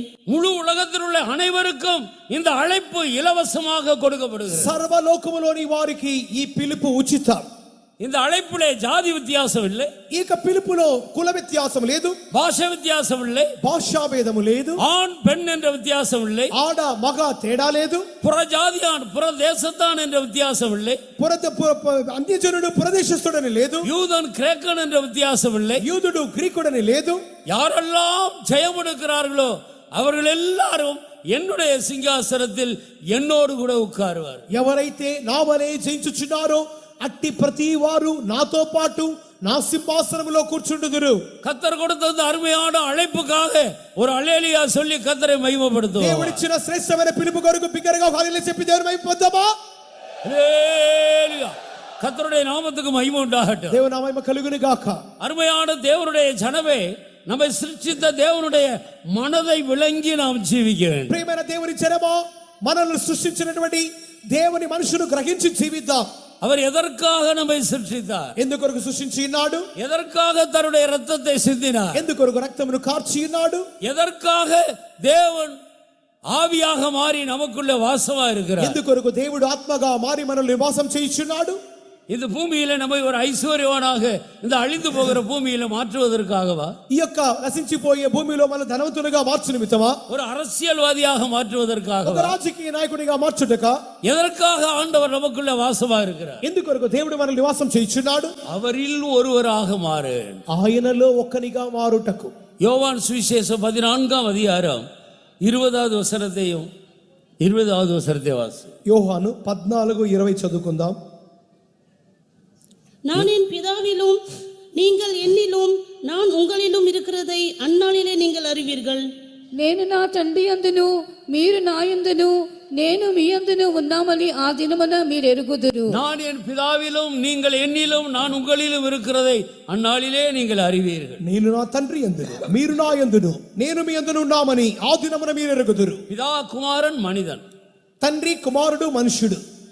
நான் என் பிதாவிலும் நீங்கள் என்னிலும் இருக்கிறதை அந்நாளிலே அறிவீர்கள். నేను నా తండ్రి యందును మీరు నా యందును ఉన్నామని ఆ దినమందు ఎరుగుదురు. நான் என் பிதாவில் இருக்கிறேன், பிதா என்னில் இருக்கிறார், நீங்கள் என்னில் இருக்க வேண்டும். నేను నా తండ్రి యందున్నాను, తండ్రి నా యందున్నాడు, మీరు నా యందున్నారు. இதற்காகவே நம்மை அழைத்திருக்கிறார். ఎందుకొరకే పిలిచి ఉన్నాడు? யோவான் சுவிசேஷம் 17ஆம் அதிகாரம் 20-21வது వచనத்தை వాస్తవం. యోహాను 17వ అధ్యాయం 20-21 వాక్యములు. మరియు నీవు నన్ను పంపితివని లోకము నమ్మునట్లు తండ్రి నాయందు నీవును నీయందు నేనును ఉన్నలాగున వారును మనయందు ఏకమై ఉండవల్లని వారి కొరకు మాత్రము నేను ప్రార్థించుటలేదు, వారి వాక్యము వలన నా యందు విశ్వాసముంచు వారందరూ ఏకమై ఉండవల్లని వారి కొరకును ప్రార్థించుచున్నాను. நான் இவர்களுக்காக வேண்டிக் கொள்ளுகிறதும் அல்லாமல் இவர்களுடைய வார்த்தையினால் என்னை விசுவாசிகளுக்காகவும் வேண்டிக் கொள்ளுகிறேன். அவர்கள் எல்லாரும் ஒன்றாய் இருக்கவும் பிதாவே நீர் என்னை அனுப்பினதை உலகம் விசுவாசிக்கிறதற்காக நீர் என்னிலேயும் நான் உம்மிலேயும் இருக்கிறது போல அவர்கள் எல்லாரும் நம்மில் ஒன்றாய் இருக்கவும் வேண்டிக் கொள்கிறேன். நீர் என்னிலேயும் நான் உம்மிலேயும் இருக்கிறது போல இவர்கள் எல்லாரும் நம்மில் ஒன்றாயிருக்க விரும்புகிறேன். నా యందు మీరును నీ యందు నా ఉన్నలాగున వారును మన యందు ఏకమైండులాగున వేడుకొనుచున్నాను. பிதாவும் குமாரனும் ஒன்றாயிருக்கிறார்கள். తండ్రి కుమారుడు ఏకమై ఉన్నారు. அதே போல விழுந்து போன மனிதன் பரிசுத்தமாக்கப்பட்டு கிறிஸ்து இயேசுவில் தேறினவனாக மாறி அந்த தேவனில் ஒருவனாக மாற வேண்டும். ఆ విధముగానే పడిపోయిన మనుషుడు పరిశుద్ధుడిగా మార్చబడి క్రీస్తు యేసునందు సంపూర్ణంగా మార్చబడి తండ్రితోను కుమారునితోను ఏకం చేయబడి విధముగా మార్చబడుచున్నాడు. கெட்டு போன மனிதர்களாகிய நம்மேல் ஆண்டவர் வைத்திருக்கிற அந்த பெரிய விசாலமான நோக்கத்தை சிந்தித்து பாருங்கள். చెడిపోయిన మనుషులమైన మన ఎడల దేవుని యొక్క విశాలమైన ఉద్దేశమును గ్రహించుడి. நம்முடைய அழைப்பு எவ்வளவு உயர்ந்த உன்னதமான அழைப்பாக இருக்கு. మన యొక్క పిలుపు ఎంత శ్రేష్టమైన ఉన్నతమైన పిలుపు. ஒரு ஜீரோவை ஹீரோவாக மாற்றுகிற அழைப்பு. ఒక జీరోను హీరోగా మార్చే పిలుపు. நாம் ஏகமாய் கெட்டுப்போன மனிதர்கள், మనమందరము ఏకముగా చెడిపోతిమి. முற்றிலும் தேறின தெய்வத்தை போல நம்மை மாற்றி அவரில் ஒருவராக கொண்டு வந்து நம்மை இணைக்கிறார். సంపూర్ణముగా మార్చబడినటువంటి దేవుని యందలి మనల్ని కూడా ఏకముగా మార్చు నిమిత్తమై పిలిచి ఉన్నాడు. இந்த ஒன்றுக்காகத்தான் கர்த்தர் என்னை அழைத்திருக்கிறார் என்று எத்தனை பேர் விசுவாசிக்கிறீர்கள்? ఈ ఒకే ఒక కార్యము నిమిత్తముగా దేవుడు నన్ను పిలిచినాడని ఎంతమంది గ్రహించి విశ్వసించుచున్నారు? எல்லா தேவனுடைய ஊழியர்களும் எல்லா தேவனுடைய பிள்ளைகளும் இந்த இடத்தில் நாம் மிகவும் கவனம் உள்ளவர்களாக காணப்படுகிறோம். దైవ సేవకులందరూ విశ్వాసులైన దేవుని బిడ్డలందరూ ఇక్కడ మనకి ఏకాగ్రతను ఒకే ఒక కార్యం మీద ఉంచుదాం. நம்மை ஒரு ஐஸ்வர்யவானாக மாற்றும்படி இந்த சத்தியத்துக்குள் கர்த்தர் நம்மை கொண்டு வரவில்லை. మనల్ని ఒక ధనవంతునిగా మార్చు నిమిత్తమై ఈ సత్యంలోనికి దేవుడు తీసుకొని రాలేదు. தேவனே இல்லை என்று சொல்லுகிற எத்தனை பேர் பெரிய பெரிய ஐஸ்வர்யவான்களாக இருக்கிறார்கள். దేవుడే లేడని చెప్పినటువంటి ఎంతో మంది వ్యక్తులు గొప్ప ధనవంతులుగా కనబడుచున్నారు. ஒரு ஐஸ்வர்யவானாக மாறுவதற்காக நாம் இயேசுவை ஏற்றுக்கொள்ள வேண்டிய அவசியமே இல்லை. ఒక ధనవంతునిగా మార్చబడి నిమిత్తముగా యేసును అంగీకరించే అవసరం లేదే. கர்த்தருக்கு ஸ்தோத்திரம். దేవునికి స్తోత్రం. நம்மை திருத்துவ தேவனில் ஒருவராக மாற்றும்படி கர்த்தர் அழைத்திருக்கிறார். త్రిత్వ దేవునిలో ఒకనిగా మార్చు నిమిత్తముగానే దేవుడు మనల్ని పిలిచి ఉన్నాడు. இதற்காகவே என் ஆண்டவர் என்னை அழைத்திருக்கிறார். ఇందు నిమిత్తముగానే నా దేవుడు నన్ను పిలిచి ఉన్నాడు. இப்போது எத்தனை பேர் தங்களுடைய அழைப்பை குறித்து மனக்கண்கள் பிரகாசிக்கப்பட்டவர்களாய் காணப்படுகிறோம்? ఎంతమంది తమ పిలుపును గురించి ఇప్పుడు తమ యొక్క మనోనేత్రములు తెరవబడిన వారిగా ఉన్నారు?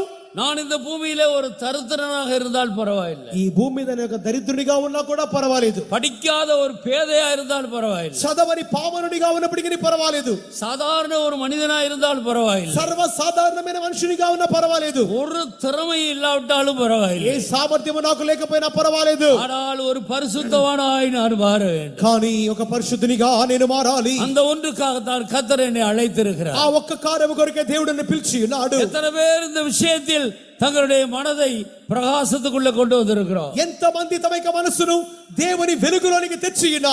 என் ஆண்டவர் என்னை அழைத்தது அவரை போல என்னை பரிசுத்தவானாய் மாற்றுவதற்காக. నా దేవుడు నన్ను పిలిచినది నన్ను తన వలె పరిశుద్ధునిగా మార్చు నిమిత్తమే. அந்த அடிப்படையில் தான் சகல ஆசீர்வாதங்களையும் ஆண்டவர் நமக்கு தருகிறார். దాని ఆధారముగానే సమస్త ఆశీర్వాదములు దేవుడు దయచేసినాడు. பரிசுத்தத்தின் பக்கம் கொஞ்சம் கூட கவனம் செலுத்தாமல் முழுவதும் அசுத்தனாய் ஜீவிக்க ஒப்பு கொடுத்தாலும் சாத்தான் நம்மை ஆசீர்வதிப்பார். పరిశుద్ధతను గూర్చి ఎట్టి ఏకాగ్రత శ్రద్ధ కొంచెం కూడా చెలించకుండా సమస్తమును అపవిత్రమైన కార్యముల గురించి ధ్యాస చెలించు వారముగా ఉన్నప్పటికీ కూడా అపవాది మనల్ని ఆస్వాదించును. கர்த்தருக்கு ஸ்தோத்திரம். దేవునికి స్తోత్రం. நீங்கள் யோபுவின் புஸ்தகம் 21ஆம் அதிகாரத்தை எடுத்து வாசித்து பாருங்கள்.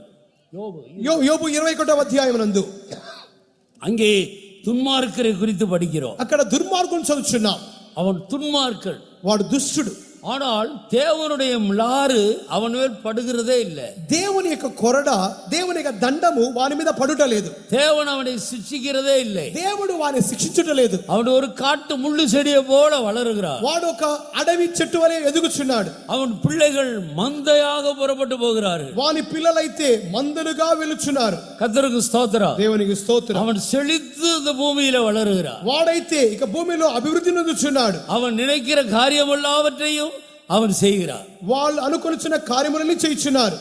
அவனை தடுப்பார் ஒருவரும் இல்லை. వారిని అడ్డగించు వారు ఎవరు లేరు. ஆனால் அவனுடைய முடிவை கவனித்து பாருங்கள். కానీ వారి ముగింపు గమనించండి.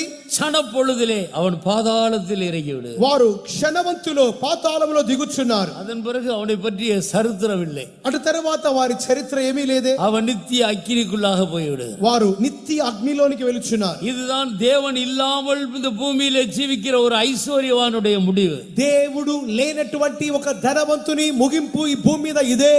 மறுபடியும் ஆண்டவர் சொன்னார், ஐஸ்வர்யவானாக விரும்பாதே. అందుకరికి దేవుడు చెప్పుచున్నాడు, ధనవంతునిగా మార కోరవద్దు. அதே நேரத்தில் தேவன் எத்தனை பேரை ஐஸ்வர்யவானாக மாற்றி இருக்கிறார். కానీ అదే సందర్భంలో దేవుడు ఎంతో మందిని ధనవంతులుగా మార్చి ఉన్నాడు. யோபு ஊத்ஸ் தேசத்திலே ஒரு பெரிய ஐஸ்வர்யவான். యోబు ఊజు దేశంలో ఒక గొప్ప ఐశ్వర్యవంతుడు. அவனை ஐஸ்வர்யவானாக்குறது யார் என்று சாத்தான் சாட்சி கொடுக்கிறார்.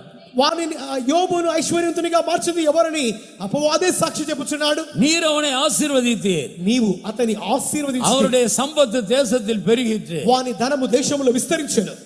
ஆபிரகாமை ஐஸ்வர்யவானாக்குறது யார்? అబ్రహామును ధనవంతునిగా మార్చింది ఎవరు? கர்த்தருக்கு ஸ்தோத்திரம். దేవునికి స్తోత్రం. இவர்கள் எல்லாரும் எந்த அடிப்படையில் ஐஸ்வர்யவான்களாக்கப்பட்டார்கள்? వీరందరూ దేన్ని ఆధారం చేసుకొని ధనవంతులుగా మారిరి?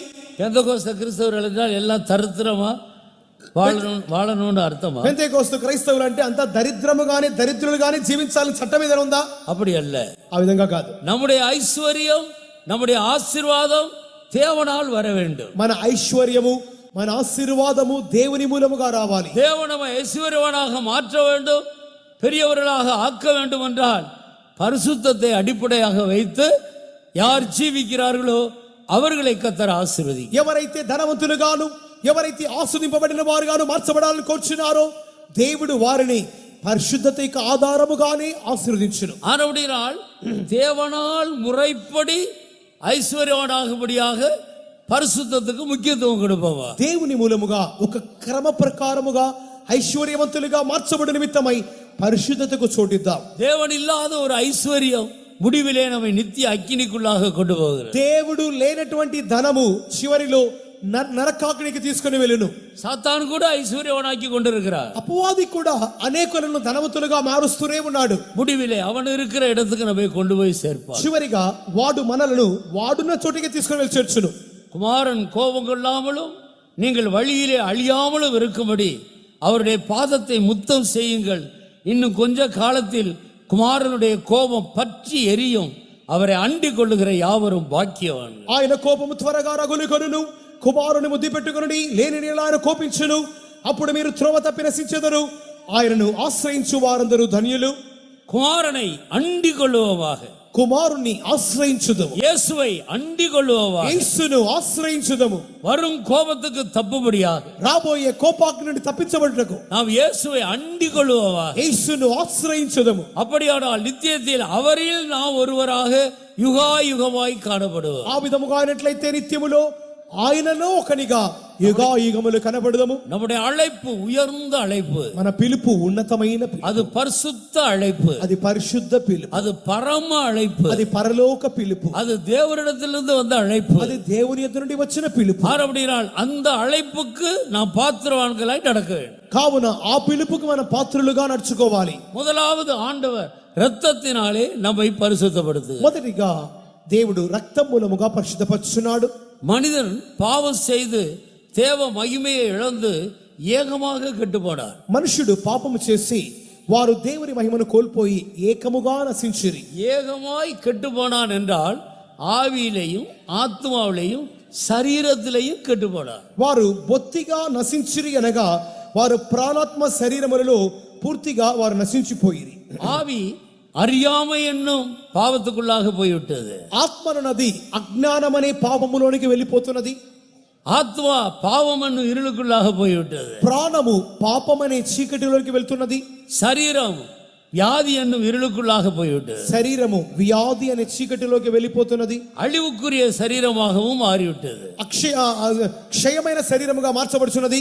இப்படி மனிதன் எல்லா விதத்திலையும் கெட்டு போனார். ఈ రీతిగా మనుష్యుడు అన్ని విధాలుగా చెడిపోయాడు. இப்படி முழுதும் கெட்டு போன மனிதனை ஆண்டவர் முற்றிலும் தேர்ந்த ஒரு பரிசுத்தவானாய் மாற்றும்படி அவர் தன்னுடைய இரத்தத்தை சிந்தினார். ఈ విధముగా బొత్తిగా చెడిపోయిన ఒక మనుషుని సంపూర్ణిగా మార్చు నిమిత్తముగాని యేసు తన రక్తమును కార్చి ఉన్నాడు. யாரெல்லாம் நான் பாவி என்று ஒத்துக்கொள்ளுகிறார்களோ, ఎవరైతే నేను పాపి అని ఒప్పుకొనుచున్నారో அவர்கள் எல்லாருடைய பாவங்களையும் அறிக்கை இடும்போது இயேசுவின் இரத்தம் சகல பாவங்களை நீக்கி ஒரு மனிதனை சுத்திகரிக்கிறது. వారు తమ యొక్క పాపములను విడవకుండా ఒప్పుకోలు చేసినప్పుడు యేసు రక్తం సమస్త మనుషులను శుద్ధీకరించి నీతిమంతులుగా చేయును. 1 யோவான் 1:7 9 வாசி. మొదటి యోహాను 1:7 9 அவர் ஒளியில் இருக்கிறது போல நாமும் ஒளியிலே நடந்தால் ஒருவரோடொருவர் ஐக்கியப்பட்டிருப்போம். அவருடைய குமாரனாகிய இயேசு கிறிஸ்துவின் ரத்தம் சகல பாவங்களையும் நீக்கி நம்மை சுத்திகரிக்கும். అయితే ఆయన వెలుగులో ఉన్న ప్రకారము మనమును వెలుగులో నడిచిన యెడల మనం అన్యోన్య సహవాసము గలవారమైందుము. అప్పుడు ఆయన కుమారుడైన యేసు రక్తము ప్రతి పాపము నుండి మనను పవిత్రులనుగా చేయును. మన పాపములను మనం ఒప్పుకొని యెడల ఆయన నమ్మదగిన వాడును నీతిమంతుడును గనుక ఆయన మన పాపములను క్షమించి సమస్త దుర్నీతి నుండి మనను పవిత్రులనుగా చేయును. நம்முடைய பாவங்களை நாம் அறிக்கையிட்டால் பாவங்களை நமக்கு மன்னித்து எல்லா அநியாயத்தையும் நீக்கி நம்மை சுத்திகரிப்பதற்கு அவர் உண்மையும் நீதியுள்ளவருமாய் அல்லேலூயா. ஒரு மனிதன் தன்னுடைய பாவங்களை அறிக்கையிட்டு ஆண்டவராகிய இயேசுவினிடத்தில் தன்னுடைய பாவங்களை அறிக்கையிடும்போது பாவங்களை மன்னித்து எல்லா அநியாயத்தை நீக்கி அந்த மனிதனை தன்னுடைய இரத்தத்தினாலே சுத்திகரிக்க அவர் உண்மையும் நீதியும் உள்ளவராக இருக்கிறார். ఒక మనుషుడు తన యొక్క పాపములన్నిటిని ప్రభువైన యేసుక్రీస్తు ఒప్పుకోలు చేసినట్లయితే ఆ విధముగా ఒప్పుకోలు చేయబడిన పాపములను ఆయన క్షమించి వారిని సమస్త దుర్నీతి నుండి వారిని కడిగి పవిత్రులుగా చేయ నిమిత్తమై ఆయన నమ్మదగిన వాడును నీతిమంతుడు. இங்கேதான் பரிசுத்தத்தின் வேலை முதலாவது துவங்குகிறது. ఇక్కడే పరిశుద్ధత క్రియ మొదటిగా ప్రారంభించబడుచున్నది.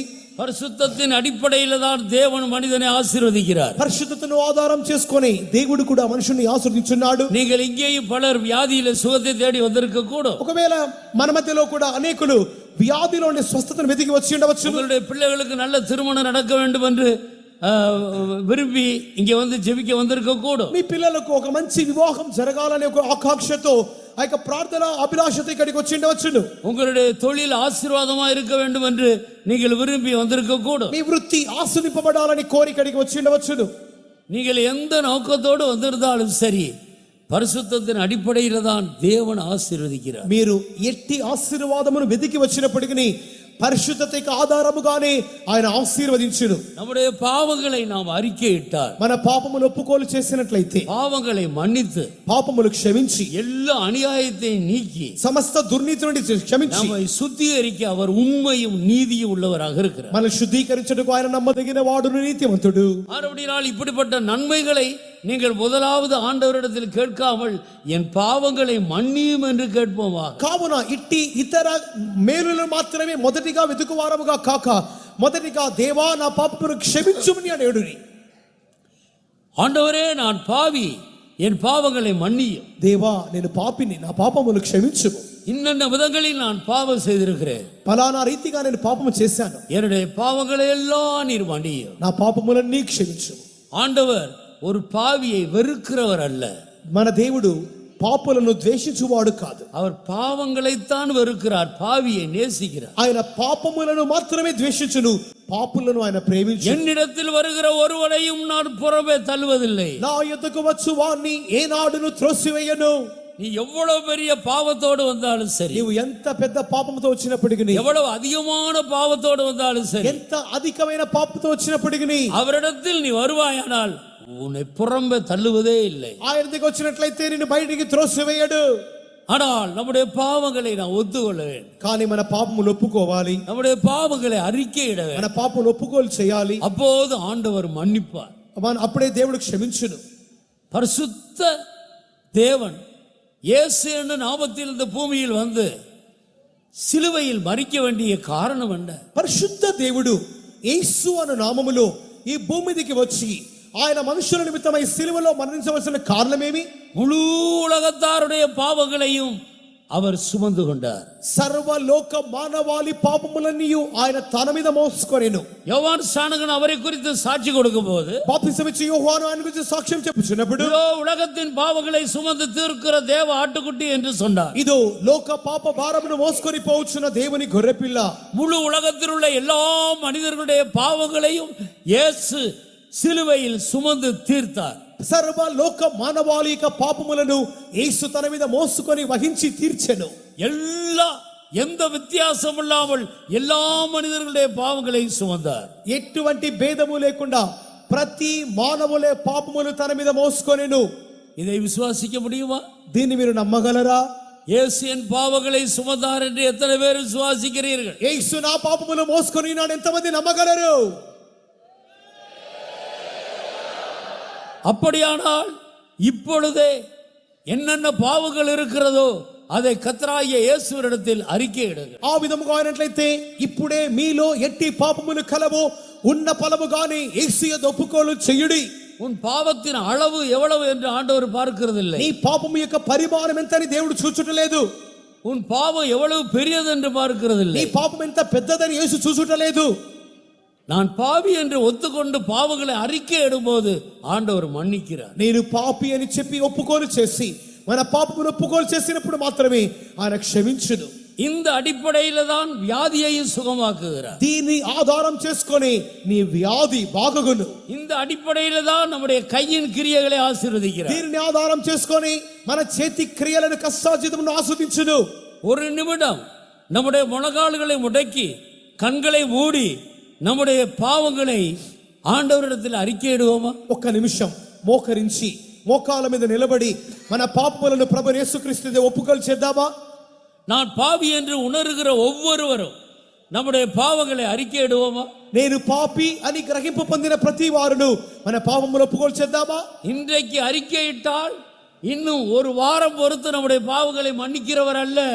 அறிக்கையிட்ட அப்பொழுதே நம்முடைய பாவங்களை மன்னித்து அவருடைய இரத்தத்தால் நம்மை கழுவி நம்மை சுத்தமாக்கு. ఇప్పుడు మన పాపములు ఒప్పుకోలు చేస్తున్నామే, ఈ పాపములను ఒక వారం తర్వాత ఆయన క్షమించువాడు కాదు గాని ఒప్పుకోలు చేసిన ఈ క్షణములోనే ఉన్న చోటుననే ఆయన పాపములను క్షమించి నీతిమంతులుగా తీర్చుచున్నాడు. வரும்போது பாவத்தோடு வந்திருக்கலாம், వచ్చేటప్పుడు పాపముతో వచ్చి ఉండవచ్చును. இப்பொழுது ஆண்டவர் கழுவ போகிறார். ఇప్పుడు దేవుడిని కడగబోతున్నాడు. அவருடைய இரத்தத்தால் கழுவி சுத்திகரிக்க போகிறார். ఆయన రక్తంతో కడిగి శుద్ధీకరించబోతున్నాడు. நீ வரும்போது பாவியாக இந்த ஹாலுக்குள்ள நுழைந்திருக்கலாம், వచ్చేటప్పుడు పాపిగా హాల్లోనికి వచ్చావు. திரும்பி போகும்போது நீதிமானாய் பரலோகத்தில் ஜீவ புஸ்தகத்தில் பேரெழுதப்பட்ட நபராய் நீ திரும்பி போவி. తిరిగి వెలుచున్నప్పుడు నీతిమంతుడిగాను పరలోక జీవ గ్రంథములో పేరు రాయబడిన భక్తిగాను తిరిగి వెళ్ళబోతున్నావు. விசுவாசிக்கிறவர்கள் கண்களை மூடுவோமாக, నమ్ముచున్న వారు కన్నులు మూసుకుందాం. நம்முடைய குற்றங்களை பாவங்களை அறிக்கையிடுவோமாக. మనక దోషములు తప్పిదములు ఒప్పుకోలు చేద్దాం. இயேசுவே தேவனுடைய குமாரனே எனக்கு இறங்கு. యేసయ్యా దేవుని కుమారుడా నన్ను కరుణించుము. என் பாவங்களை மன்னியும், నా పాపమును క్షమించుము. என் பாவங்களை நீர் சுமந்தீர் என்று விசுவாசிக்கிறேன். నా పాపములు మీరు మోసుకొని நான் నమ్ముచున్నాను. எல்லா அநியாயத்தை என்னை விட்டு நீக்கும், నా సమస్త దుర్నీతిని నాతో తొలగించుము. என்னை உடைய இரத்தத்தால் கழுவும். నన్ను మీ రక్తముతో కడుగుము. நீர் கழுவும் போது நான் சுத்தமாவேன். మీరు కడిగినప్పుడు నేను శుద్ధునిగా మారుదును. வாயை திறந்து குற்றங்களை அறிக்கையிடுங்க. నోరు తెరిచి మీ దోషములు ఒప్పుకోలు చేయండి. இன்னொரு நாளைக்கல்ல இப்பொழுதே உன்னுடைய பெயர் ஜீவ புஸ்தகத்திலே எழுதப்படும். వేరొక దినమందు కాదు గాని ఈ దినమందే నీ పేరు జీవ గ్రంథములో రాయబడుచున్నది. இப்பொழுதே நீதிமான் என்ற ஒரு புதிய பெயரை கர்த்தர் உனக்கு கொடுக்கிறார். ఇప్పుడే నీతిమంతుడు అనే ఒక క్రొత్త పేరు నీకు ఇవ్వబడుచున్నది. இயேசுவின் ரத்தம் இன்றைக்கும் ஜீவனுள்ள ரத்தம். అవును, యేసు రక్తం ఈనాటికి నీ జీవము కలిగిన రక్తం. உண்மையாய் நான் பாவி என்று ஒத்துக்கொள்ளுகிறவர்கள் மேல் அந்த ரத்தம் அவர்கள் மேல் சொரிந்து கொண்டே இருக்கிறது. యథార్థముగా నేను పాపి నేను ఒప్పుకొనిచిన ప్రతి వారి మీద యేసు రక్తము ధారధారగా కుమ్మరింపబడుచున్నది. கர்த்தர் உன்னை கழுவுகிறார். యేసు నిన్ను కడుగుచున్నాడు. இயேசுவின் ரத்தம் உன்னை கழுவுகிறது. యేసు రక్తము నిన్ను కడుగుచున్నది.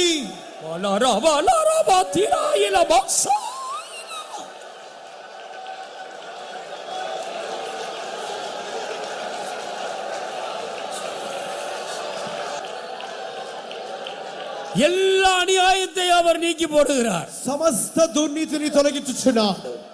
எல்லா அநியாயத்தை நீக்கி போடுகிறார். సమస్త దుర్నీతిని తొలగించుచున్నాడు. இயேசுவின் ரத்தம் சகல பாவங்களையும் நம்மை விட்டு நீக்கி சுத்திகரிக்கிறது. యేసు రక్తం సమస్త పాపములను మన ఎదురుని తొలగించి శుద్ధీకరించుచున్నది. சிறிய பாவம், பெரிய பாவம், நீண்ட நாள் பாவம், சகல பாவங்களையும் அவர் சுத்திகரிக்கிறார். చిన్న పాపము, పెద్ద పాపము, సమీపపు కాలములోని పాపము, దీర్ఘకాల పాపము సమస్తమును శుద్ధి చేయును. இதோ பாவம் மன்னிக்கப்பட்ட ஒவ்வொருவருடைய பெயரும் ஜீவ புஸ்தகத்தில் எழுதப்படுகிறது. ఇదిగో పాపములు క్షమింపబడిన ప్రతి వారి పేర్లు జీవ గ్రంథములో రాయబడుచున్నవి.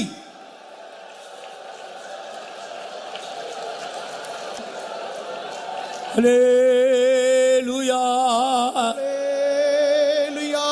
அருமையான தேவனுடைய பிள்ளையே, ప్రియమైన దేవుని బిడ్డ, இனி நீ பாவி அல்ல.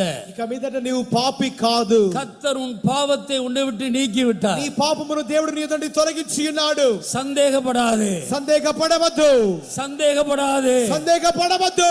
இயேசு உன் பாவங்களை உன்னை விட்டு நீக்கி விட்டார். యేసు నీ పాపములను ఇతను క్షమించి ఉన్నాడు. அவருடைய ரத்தம் பாவங்கள் அற உன்னை கழுவி விட்டது. నీ పాపములన్నిటిని ఆ రక్తము పూర్తిగా కడిగి ఉన్నది. உன்னுடைய பெயர் ஜீவ புஸ்தகத்திலே எழுதப்பட்டாயிற்று. నీ పేరు జీవ గ్రంథములో రాయబడినది. இப்போது நீதிமான் என்ற ஒரு பெயரை கர்த்தர் உனக்கு கொடுக்கிறார். ఇప్పుడైతే నీకు నీతిమంతుడు అనే పేరు ఇవ్వబడుచున్నది. விசுவாச கண்ணை திறந்து பாருங்கள். విశ్వాస కన్నులు తెరిచి చూడండి.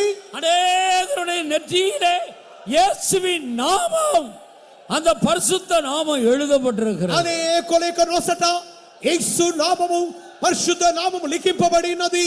இவர்கள் என் நாமம் தரிக்கப்பட்ட என் ஜனங்கள் என்று ஆண்டவர் இவ்வளவு நாட்கள் உன்னை பாவத்திலே கட்டி வைத்த சாத்தானை பார்த்து சொல்லுகிறார். ఇంతకాలము నిన్ను పాపములో బంధించిన సాతానును చూచి ప్రభు సెలవిస్తున్నాడు, వీరు నా నామము ధరించిన నా జనులు. சாத்தானே, இவர்கள் என் நாமம் தரிக்கப்பட்ட என் ஜனங்கள். అపవాది, వీరు నా నామము ధరింపబడిన నా జనులు. இவர்கள் என் ஜனங்கள். వీరు నా జనులు. இவர்கள் என் ஜனங்கள். వీరు నా జనులు. அல்லேலூயா. హల్లెలూయా. இந்த விசுவாசத்தோடு புறப்பட்டு போங்கள். ఈ విశ్వాసముతో మీరు బయలుదేరండి. என் நெற்றியிலே என் ஆண்டவருடைய நாமம் எழுதப்பட்டிருக்கிறது. నా నొసట నా దేవుని నామము లిఖింపబడినది. கிறிஸ்து இயேசுவின் கிருபையினால் இலவசமாக நான் நீதிமானாக மாற்றப்பட்டிருக்கிறேன். క్రీస్తు యేసు కృప మూలముగా ఉచితముగా నీతిమంతునిగా తీర్చబడి ఉన్నాను. இந்த விசுவாசத்தில் உறுதியாய் இருப்பவாக. ఈ విశ్వాసములో స్థిరముగా ఉందా. எந்த விதத்தில் சோதனை வந்தாலும் நான் ஆண்டவருடைய பிள்ளை என்பதிலே உறுதியுள்ளவர்களாக இருப்பவாக. ఎట్టి శోధన వచ్చినప్పటికీ ప్రతి సందర్భములో నేను దేవుని బిడ్డని స్థిరముగా ఉందా. இப்படித்தான் ஒரு மனிதனுக்குள்ளே பரிசுத்தத்தின் வேலையை ஆண்டவர் துவக்குகிறார். ఈ రీతిగా ఒక్కొక్కరిలో దేవుడు పరిశుద్ధత క్రియను ప్రారంభించుచున్నాడు. இரண்டாவதாக ஆண்டவருடைய வசனத்தினாலே நம்மை பரிசுத்தப்படுத்துகிறார். రెండవదిగా దేవుడు తన యొక్క వాక్య మూలముగా పరిశుద్ధపరచుచున్నాడు. இப்பொழுது நான் சொன்ன உபதேசத்தினாலே நீங்கள் பரிசுத்தமானீர்கள். ఇప్పుడు నేను చెప్పినటువంటి వాక్య మూలముగా మీరు పరిశుద్ధులై ఉన్నారు. என் சத்தியத்தினாலே நான் உங்களை பரிசுத்தமாக்குகிறேன். నా సత్యమందు మిమ్మల్ని పరిశుద్ధపరిచి ఉన్నాను. வசனமே சத்தியமாக இருக்கிறது. వాక్యమే సత్యము. ஒவ்வொரு வசனமும் சத்தியமாக இருக்கிறது. ఒక్కొక్క వాక్యము సత్యము. நான் ஒவ்வொரு வசனத்துக்கு கீழ்ப்படியும் போதெல்லாம் நாம் பரிசுத்தமாக்கப்பட்டு கொண்டே காணப்படுகிறோம். ఒక్కొక్క వాక్యముకు లోబడినప్పుడంతా మనము శుద్ధీకరింపబడుచునే ఉన్నాం. இயேசுவின் இரத்தத்தால் நாம் கழுவப்பட்டாலும் యేసు రక్తమూలముగా కడుగబడినప్పటికీ அப்போதுதான் நமக்குள்ளே பரிசுத்தமாகுதல் வேலை துவங்குகிறது. అప్పుడు మాత్రమే పరిశుద్ధపరచబడు క్రియ మనలో ప్రారంభింపబడుచున్నది. இப்பொழுது கிறிஸ்துவின் நிறைவான அந்த பரிசுத்தத்துக்குள்ளே நாம் கடந்து போக வேண்டும். ఇప్పుడు క్రీస్తు యొక్క నిండైనటువంటి సంపూర్ణ పరిశుద్ధతకు నేరుగా వెళ్ళాలి. அதற்காக அடுத்த பகுதி கர்த்தருடைய வசனங்களுக்கு நாம் கீழ்ப்படிய ஒப்பு கொடுக்க வேண்டும். అటు తర్వాత భాగము దేవుని వాక్యములకు మనం చోటు ఇవ్వాలి, లోబడాలి. வானம் எனக்கு சிங்காசனம், ఆకాశము నా యొక్క సింహాసనం, பூமி எனக்கு பாதபடி, భూమి నా పాదపీఠం. நீங்கள் எனக்கு எப்படிப்பட்ட ஆலயத்தை கட்ட முடியும்? మీరు నాకు ఎట్టి ఆలయమును కట్టుదురు. என் வசனத்துக்கு நடுங்குகிறவர்களையே நான் நோக்கி பார்ப்பேன். నా వాక్యము వైపు, నా వాక్యముకు వణుకువారనే తేరి చూచున్నాను. கர்த்தருடைய வசனங்களுக்கு எந்த மனிதன் நடுங்கி ஒவ்வொரு வசனத்துக்கு கீழ்ப்படுகிறானோ அவனுக்குள்ளே பரிசுத்தமாகுதலின் வேலையை ஆண்டவர் இன்னும் தீவிரமாக செய்கிறார். దేవుని బిడ్డ దేవుని వాక్యముకు ఎంతగా వణుకుచు ఆ యొక్క వాక్యముకు లోబడి క్రియ చేయుచున్నాడో అంతగానే దేవుని యొక్క క్రియ అతనిలో జరిపింపబడును. முதல் நூற்றாண்டு காலத்தில் பாவம் மன்னிக்கப்பட்ட ஏறக்குறைய 3000 ஜனங்கள் நாங்கள் என்ன செய்ய வேண்டும் என்று வந்து கேட்டு பேதுரு அப்போஸ்தலன் மூலமாய் தேவனுடைய வசனத்துக்கு கீழ்ப்படிந்து ஞானஸ்நானம் பெற்றார். మొదటి శతాబ్దములో రక్షణ పొందినటువంటి 3000 మంది జనాంగము వారు తాము ఏం చేయాలని పేతురును కడమ అపోస్తలులను అడిగి వారి సూచనల ప్రకారంగా సంఘములోనికి వచ్చి చేరిరి. பாவம் மன்னிப்பு பெற்றவர்கள் அடுத்த பகுதியாக கர்த்தருடைய வசனத்துக்கு கீழ்ப்படிந்து முழுக்கு ஞானஸ்நானம் பெற்றுக்கொள்ள வேண்டும். పాపముకు పాపక్షమాపణ పొందిన వారు తర్వాత మెట్టుగా వారు ముంచట నీటి బాప్తిసం పొందాలి. ஒவ்வொரு நாளும் இரவும் பகலும் கர்த்தருடைய வசனங்களை வாசித்து வாசித்து தியானித்து வசனம் என்ன சொல்லுகிறதோ அதற்கு அப்படியே கீழ்ப்படிய வேண்டும். రాత్రింబగళ్ళు దేవుని యొక్క వాక్యమును చదివి చదివి ధ్యానించి ఆ యొక్క వాక్యం ఏం చెప్పుచున్నదో దాని ప్రకారముగానే క్రియ చేయవారముగా ఉండాలి. கர்த்தருடைய வேதத்தில் பிரியமாய் இருந்து இரவும் பகலும் அவருடைய வேதத்தில் தியானமாய் இருக்கிற மனிதன் பாக்கியவான். యెహోవా ధర్మశాస్త్రమును ఆనందించు దివారాత్రము దాన్ని ధ్యానించువాడు ధన్యుడు. ஆனபடியால் கர்த்தருடைய வசனங்களை வாசியுங்கள். కావున దేవుని వాక్యములు చదువుడి. வாசிக்க தெரியாதவர்கள் ஆடியோ பைபிள் மூலமாக கேளுங்கள். చదువుట రాని వారు ఆడియో బైబిల్ మూలముగా వాక్యములు వినుడి. மற்றவர்களை வாசிக்க சொல்லி வேத வசனங்களை கேளுங்கள். ఇతరులు మీ కొరకు చదివించుకొని వినుడి. கேட்க கேட்கத்தான் நமக்குள்ள விசுவாசம் பெருகும். వినుట మూలముగా మన విశ్వాసం పెరుగును. ஆனபடியால் இன்றைக்கு வேத வசனங்களை அதிகமாய் வாசிக்கிறவர்கள் மிக குறைவாக இருக்கிறார். ఇక దినాలలో పరిశుద్ధ గ్రంథ వాక్యం చదువువారు చాలా తక్కువగా ఉన్నారు. தாவீது ஆசீர்வதிக்கப்பட காரணம் என்ன? దావీదు ఆశీర్వదింపబడ్డ కారణమేమి? ஆடுகளை மேய்த்து கொண்டிருந்த ஒரு மனிதன் గొర్రెలు మేపేవాడు. ராஜாவாக உயர்த்தப்பட காரணம் என்ன? రాజుగా ఇచ్చింపబడే కారణమేమి? இரவும் பகலும் கர்த்தருடைய வேதத்தை தியானித்து அதற்கு கீழ்ப்படிந்தார். రాత్రింబగలు దేవుని యొక్క వాక్యం చదివి దానికి ధ్యానించి లోబడి ఉన్నాడు. அநேகம் ஆயிரம் பொன் வெள்ளியை பார்க்கிலும் நீர் விளம்பின வேதமே எனக்கு நலம் என்று சொன்னார். విస్తారమైన వెండి ధనముల కంటే నీవు చెప్పినటువంటి వాక్యమే నాకు శ్రేష్టమని చెప్పుచున్నాడు. அது தேனிலும் தெளிதேனிலும் மதுரமாக இருக்கிறது என்று சொன்னார். అది తేనె కంటను జుంటి తేనెల ధార కంటను మధురమని చెప్పుచున్నాడు. யோபு ஊத்ஸ் தேசத்திலே ஒரு பெரிய ஐஸ்வர்யவானது எப்படி? యోబు ఊజు దేశంలో గొప్ప ఐశ్వర్యవంతుడిగా మారింది కారణమేమి? எனக்கு வேண்டிய ஆகாரத்தை பார்க்கிலும் நான் உம்முடைய கற்பனைகளை கைக்கொள்ளுகிறேன் என்று சொன்னார். నాకు కావలసిన ఆహారము కంటే మీ యొక్క ఆజ్ఞలను గైకొందని చెప్పుచున్నాడు. ஒவ்வொரு நாள் அதிகாலையில் எழுப்பி தன்னுடைய பிள்ளைகளில் ஒவ்வொரு குடும்பத்திலேயும் ஒரு நாளைக்கு ஒரு குடும்பமாக 7 ஆண் பிள்ளைகள் வீட்டில் 7 நாளும் அதிகாலையில் சர்வாங்க தகன பலி செலுத்தி வருகிறார். ఒక్కొక్క దినమందు తెల్లవారు జామున ఆ యొక్క 7 మగ బిడ్డల యొక్క ఇంటిలో ఒక్కొక్క దినమందు ఒక్కొక్క వీటిలో తెల్లవారు జామందు వారి కొరకు సర్వాంగ దహన బలి చెల్లించి నేను ஒருவேளை என் பிள்ளைகள் இருதயத்தில் கூட கர்த்தரை தூஷித்திருக்க கூடும். ఒకవేళ నా బిడ్డలు తమ హృదయములో కూడా దేవుని దూషించడవచ్చును.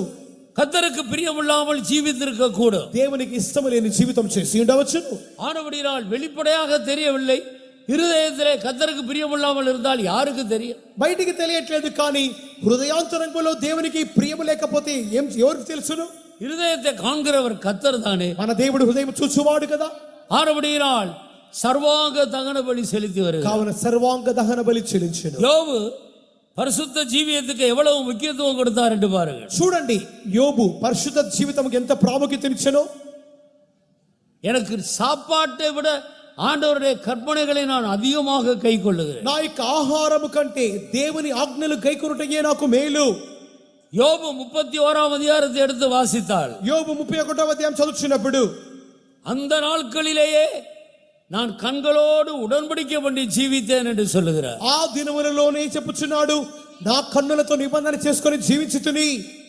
நான் அயலானுடைய வீட்டை எட்டி பார்த்ததில்லை. నేను పొరుగు వారి ఇంటి పక్కన చూచిందే లేదు. என் மனைவியை தவிர வேறு யாரையும் நான் நேசித்ததில்லை. నా భార్యనే తప్ప వేరే ఇతరులు ఎవరిని ప్రేమించింది లేదు. அப்படி செய்திருந்தால் அது தேவனால் விசாரிக்கப்படுகிற அக்கிரமம். ఆ విధముగా చేసినట్లయితే అది దేవుని మూలముగా తీర్చబడినటువంటి అక్రమము. మనస్సాక్షి ஒரு மனிதனுக்கு பரிசுத்தத்தை குறித்து எவ்வளவாய் போதிக்கிறது? మనస్సాక్షి ఒక వ్యక్తికి పరిశుద్ధతను గురించి ఎంతగా ఎక్కువగా బోధిస్తున్నది. இப்படி யோபு முக்கியத்துவம் கொடுத்தபடியினால் தான் யோபுவை சுற்றிலும் கர்த்தர் வேலி அடைத்தார். ఈ విధముగా యోబు పరిశుద్ధతకు ప్రాముఖ్యతనిచ్చిన వలననే యోబు చుట్టూ దేవుడు కంచె వేసాడు. தேவன் அவனை ஆசீர்வதித்தார். దేవుడు ఆశీర్వదించాడు. சாத்தான் உள்ள புகுந்து எந்த விதத்திலையும் சேதப்படுத்த முடியவில்லை. సాతాను లోపలికి దూరి ఏ రీతిగాను హాని చేయకపోయాను. அவருடைய சம்பத்து பெருகிக் கொண்டே போயிற்று. అతని సంపద విస్తరించుచూనే ఉండేను. இதுதான் தேவனால் ஒரு மனிதன் உயர்த்தப்படுவதற்கான ரூட். ఇదే ఒక మనుషుడు దేవుని మూలముగా హెచ్చింపబడే దారి. பரிசுத்தத்தின் அடிப்படையில் தான் ஒரு தேவனுடைய மனிதனை தேவன் உயர்த்த விரும்புகிறார். పరిశుద్ధతకు ఆధారముగానే ఒక మనుషుని దేవుడు హెచ్చిస్తున్నాడు. ஆனபடியால் தேவனுடைய பிள்ளைகள் பரிசுத்தத்துக்கு முக்கியத்துவம் கொடுக்க வேண்டும். కావున ఒక దేవుని బిడ్డలు పరిశుద్ధతకు ప్రాముఖ్యతనివ్వడి. வசனமே சத்தியமாக இருக்கிறது, அதுதான் நம்மை பரிசுத்தப்படுத்துகிறது. వాక్యమే సత్యము, ఆ యొక్క వాక్యమే పరిశుద్ధపరచుచున్నది. ஒவ்வொரு வசனத்துக்கும் நாம் கீழ்ப்படிய வேண்டும். ఒక్కొక్క వాక్యానికి లోబడాలి. ஒவ்வொரு வசனத்துக்கும் நாம் நடுங்க வேண்டும். ఒక్కొక్క వాక్యానికి వనకాలి. எந்த அளவு வசனத்துக்கு கீழ்ப்படிந்து நம்மை சுத்திகரிக்கிறோமோ அந்த அளவுக்கு கர்த்தர் எல்லா விதத்திலேயும் நம்மை ஆசீர்வதிக்கிறார். ఎంతగా వాక్యముకు లోబడి వణుకుచున్నామో అంతగా ఇక వాక్యమూలముగా దేవుడు పరిశుద్ధపరచుచున్నాడు. சமீப காலத்தில் எனக்கு வந்த சோதனையை குறித்து நான் ஆண்டவருடைய சமூகத்தில் அதிகமாக சிந்தித்துக் கொண்டிருந்தேன். సమీప కాలములో నాకు వచ్చిన శోధనకరమైన మార్గములో దేవుని అత్యధికమైన నేను తలచుచూ ఉంటిని. எனக்கு தெரிய நான் தவறு செய்யவில்லை. నాకు తెలిసి నేను తప్పు చేయలేదే. எனக்கு ஏன் இப்படிப்பட்ட ஒரு போராட்டம் கஷ்டம்? నాకెందుకు ఇటువంటి శోధన పోరాటం కష్టం? ஆண்டவர் என்னோடு மிக தெளிவாக மெல்லிய சத்தத்தில் என்னோடு பேசினார். దేవుడు చాలా తేటగా మెల్లని స్వరంతో నాతో మాట్లాడాను. நான் எத்தனையோ வருடங்கள் ஊழியம் செய்தாலும் இன்னும் எவ்வளவோ வசனத்துக்கு நடுங்கி பயப்பட வேண்டிய அவசியம் வருகிறது.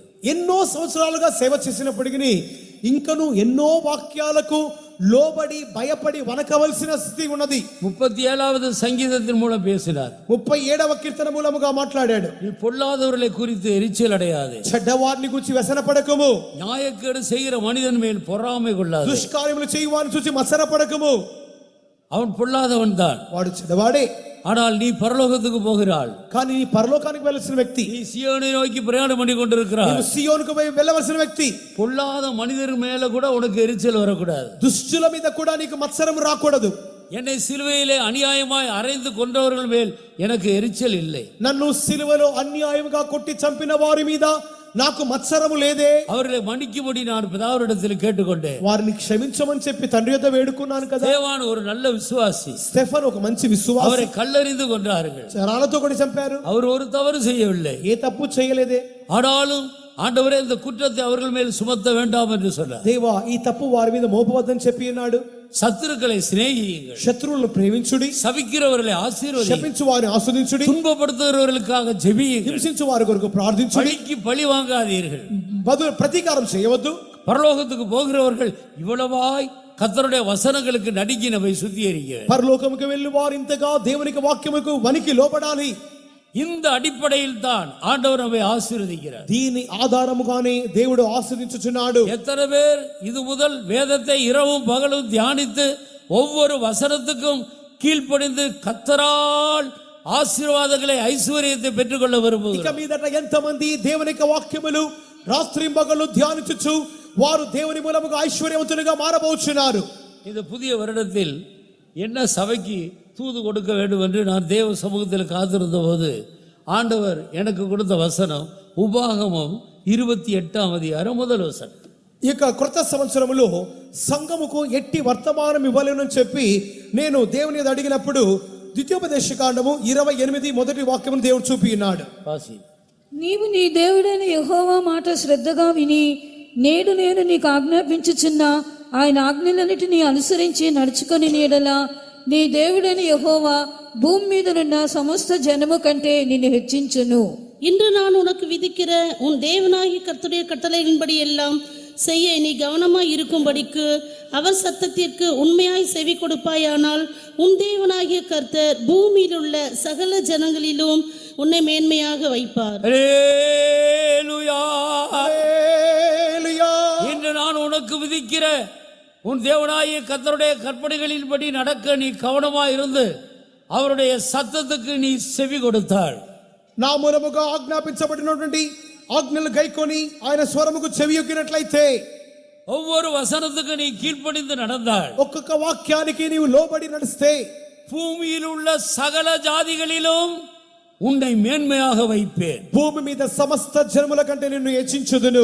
உனக்கு ஒப்பான ஒரு ஜனமே இருக்காது. నీకు సాటి అయిన జనము ఎవరు ఉండరు. எல்லா ஜாதிகளிலும் உன்னை மேன்மையாக வைப்பேன். జనములన్నిటికంటే నిన్ను శ్రేష్టముగా ఉంచుదును. கர்த்தருடைய வசனத்துக்கு நடுங்கி கீழ்ப்படுகிறவர்களை கர்த்தர் எப்படி உயர்த்துகிறார் என்று பாருங்கள். దేవుని వాక్యముకు వనికి లోబడి వారిని దేవుడు ఎంతగా హెచ్చిస్తున్నాడో చూడుడి.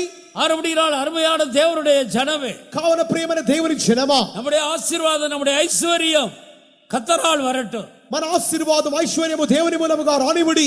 எல்லா கண்களை மூடி ஒரு தீர்மானம் எடுப்போமா. కన్నులు మూసుకొని తీర్మానం చేద్దాం. இனி நானும் என் பிள்ளைகளும் இரவும் பகலும் கர்த்தருடைய வசனங்களை அதிகமாய் வாசித்து அந்த வசனங்களுக்கு நடுங்கி ஜீவிப்போம். ఇక మీదట నేను నా బిడ్డలను దేవుని యొక్క వాక్యమును చదివి దానికి లోబడి వాక్యముకు వణుకుచు ఉందుము. நீங்கள் செய்து பாருங்கள், మీరు చేసి చూడండి. கர்த்தர் எப்படி உன்னை உயர்த்துகிறார் என்று பார். దేవుడు నిన్ను ఏ విధంగా హెచ్చించునో చూడుము. கர்த்தருடைய வார்த்தை நன்மை செய்யாதோ? దేవుని వాక్యం మేలు చేయదా? வானத்திலிருந்து பெய்கிற மழை பூமியை நினைத்து விதைக்கிறவனுக்கு விதையையும் புசிக்கிறவனுக்கு ஆகாரத்தையும் கொடுக்கிறது எப்படியோ என் வாயிலிருந்து வரும் வார்த்தையும் அப்படியே இருக்கும் என்று சொன்னாரே. ఆకాశం నుండి వచ్చినటువంటి వర్షమున్నది విత్తువానికి విత్తనమును భుజించువానికి ఆహారమును ఏ విధముగా కలిగించునో నా నోటి నుండి బయలుదేరు వాక్కును ఆ రీతిగానే తన క్రియను జరిగించును. அது எப்படி வெறுமையாய் திரும்பும்? అది ఏ రీతిగా రిక్తముగా తిరుగును. இந்த வசனம் எப்படி நன்மை செய்யாமல் போகும்? ఈ వాక్యము మేలు చేయకుండా ఏ రీతిగా ఒంటరిగా వెళ్ళిపోవును. வசனத்துக்கு கீழ்ப்படுகிற ஒவ்வொருவரையும் ஆண்டவர் சகல ஜாதிகளிலும் மேன்மையாக வைப்பார். వాక్యముకు లోబడు ప్రతి వారిని దేవుడు సమస్త జన్మల కంటే కీర్తిగా హెచ్చించును. வேலை இல்லை என்று கவலைப்படாதே, ఉద్యోగం లేదని చింతించవద్దు, விவாகம் நடக்கவில்லை என்று கவலைப்படாதே, వివాహం లేదని చింతించవద్దు, எனக்கு வீடு இல்லை என்று கவலைப்படாதே. నాకు ఇల్లు లేదని చింతించవద్దు. வசனத்துக்கு நடுங்கி பரிசுத்தத்துக்கு முக்கியத்துவம் கொடு. వాక్యముకు లోబడి పరిశుద్ధతకు ప్రాముఖ్యతనివ్వు. கர்த்தருக்கு சித்தமாயிருந்து இன்னொரு வருடத்தை கர்த்தர் தருவாரானால், దేవుని చిత్తమై ఇంకొక సంవత్సరం నీకు ఇస్తే, அடுத்த வருடம் இந்த இடத்தில் கன்வென்ஷனுக்கு கூடி வரும்போது, తర్వాత సంవత్సరం ఈ కన్వెన్షన్ కి వచ్చినప్పుడు இந்த వசனத்துக்கு கீழ்ப்படுத்தி தங்களை பரிசுத்தப்படுத்திக் கொண்டவர்களை எத்தனை பேரை கர்த்தர் ஆசீர்வதித்து உயர்த்துகிறார் என்று பாருங்க. ఈ వాక్యముకు లోబడి ఈ వాక్యముకు వణికిన ఎంత మందిని దేవుడు ఆశీర్వదించబోతున్నాడో మీరే పరీక్షించుడి. ஒரு கிறிஸ்தவன் ஆசீர்வதிக்கப்படுவது இந்த விதத்தில் தான். ఒక క్రైస్తవుడు ఆశీర్వదింపబడిన విధానం ఇదే. விசுவாசிக்கிறீர்களா? నమ్ముచున్నారా? சகல ஜாதிகளிலும் உன்னை மேன்மையாக வைப்பார். సమస్త జనముల కంటే నిన్ను శ్రేష్ఠునిగా మార్చుదును. உன் உறவினர்களை எல்லாம் விட்டு விட்டு இந்த சத்தியத்துக்கு கீழ்ப்படிந்து வந்தாயே, கர்த்தர் உன்னை கனமண்ணாமல் இருக்க முடியும்? నీ బంధువులను వదిలిపెట్టి ఈ సత్యముకు లోబడి నీ వచ్చినావే, దేవుడు నిన్ను గణపరచకుండా ఉండగలడా? உன் ஜாதி ஜனங்களின் மத்தியிலே கர்த்தர் உன்னை மேன்மையாக வைப்பார். నీ జనములు జాతుల మధ్యలో నిన్ను దేవుడు గొప్పగా ఉంచును. எத்தனை பேர் விசுவாசிக்கிறீர்கள்? ఎంతమంది నమ్ముచున్నారు? எத்தனை பேர் விசுவாசிக்கிறீர்கள்? ఎంతమంది నమ్ముచున్నారు? ஹல்லேலூயா! హల్లెలూయా! ஆம், அருமையான தேவனுடைய ஜனமே, வானமும் பூமி அழிந்து போனாலும் கர்த்தருடைய வார்த்தை அழியாது. ప్రియమైన దేవుని జనమా, ఆకాశము భూమి నశించిపోయినప్పుడు గాని దేవుని వాక్యం నశింపనేరదు. மூன்றாவதாக தேவன் பரிசுத்த ஆவியினால் நம்மை பரிசுத்தப்படுத்துகிறார். మూడవదిగా దేవుడు పరిశుద్ధాత్మ మూలముగా పరిశుద్ధపరచుచున్నాడు. நம்மை பரிசுத்தப்படுத்தும்படியாக, கிறிஸ்து இயேசுவுக்குள் தேறினவர்களாக மாற்றும்படியாக தேவன் ஆவியாக மாறி நமக்குள்ளே வந்து வாசம் பண்ணுகிறார். క్రీస్తు యేసును వల్ల పరిశుద్ధపరచు నిమిత్తముగాను సంపూర్ణులుగా మార్చబడి నిమిత్తముగాని దేవుడు ఆత్మగా మారి మనల్ని నివాసం చేయుచున్నాడు.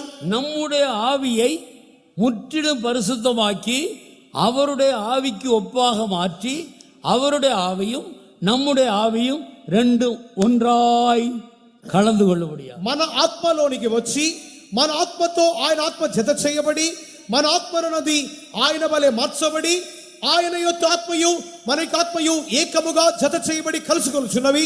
மனிதனுக்குள்ள ஒரு ஆவி இருக்கிறது. మనుషునిలో ఒక ఆత్మ కలదు. மனிதனை சிருஷ்டிக்கும் போது ஆவி ஆத்மா சரீரத்தோடு சிருஷ்டித்தார். మనుషుని కలిగించినప్పుడు ప్రాణాత్మ శరీరంతో సృష్టించినాడు. அப்ப நம்முடைய ஆவி நமக்கு ஒரு தீபமாக கொடுக்கப்பட்டிருக்கிறது. మన ఆత్మ మనకు ఒక దీపము. மனுஷனுடைய ஆவி கர்த்தர் தந்த தீபம். మనుషుని ఆత్మ యెహోవా పెట్టిన దీపము. அந்த தீபம் பிரகாசித்து எரிந்தால் நாம் வெளிச்சத்திலே நடப்போம். ఆ దీపం ప్రకాశించి వెలిగినట్లయితే మనం వెలుగులో నడుచుకుందాము. தீபம் அணைந்து போனால், దీపం ఆరిపోతే கர்த்தருக்கு ஸ்தோத்திரம். దేవునికి స్తోత్రం. மனிதனுடைய ஆவி என்று சொல்லுகிறதுல 10 பகுதிகள் இருக்கிறது. మనుషుని ఆత్మని చెప్పుటలో 10 భాగములు కలదు. சிந்தனை, சித்தம், அறிந்து கொள்ளுதல், புரிந்து கொள்ளுதல், ஞாபகம், எண்ணங்கள், நினைவுகள், தோற்றம், தியானம், தேடுதல். ఆలోచనలు, యోచనలు, ఊహలు, తలంపులు, జ్ఞాపకము, చిత్తము, గ్రహించుట, అర్థం చేసుకొనుట, இவைகளெல்லாம் சேர்ந்ததுதான் ஆவி. ఇవన్నీ కలిసినవే ఆత్మ. இதை பரிசுத்தப்படுத்துகிறது யார்? దీన్ని పరిశుద్ధపరచును ఎవరు? இந்த ஆவியில் இருக்கிற அசுசியை நீக்கி நம்மை சுத்தமாக்குகிறது யார்? ఈ ఆత్మలో ఉన్న అపవిత్రత తొలగించి మన పరిశుద్ధపరచును ఎవరు? இந்த வேலையை செய்கிறவர் பரிசுத்த ஆவியானவர். ఈ పని చేయనిది పరిశుద్ధాత్ముడే. ஆனபடியால் தான் பரிசுத்த ஆவி பெறாமல் ஒருவனும் பரலோகத்துக்குள்ள போக முடியாது. అందుకొరకే పరిశుద్ధాత్మ పొందకుండా ఏ ఒక్కడు పరలోకానికి వెళ్ళలేడు.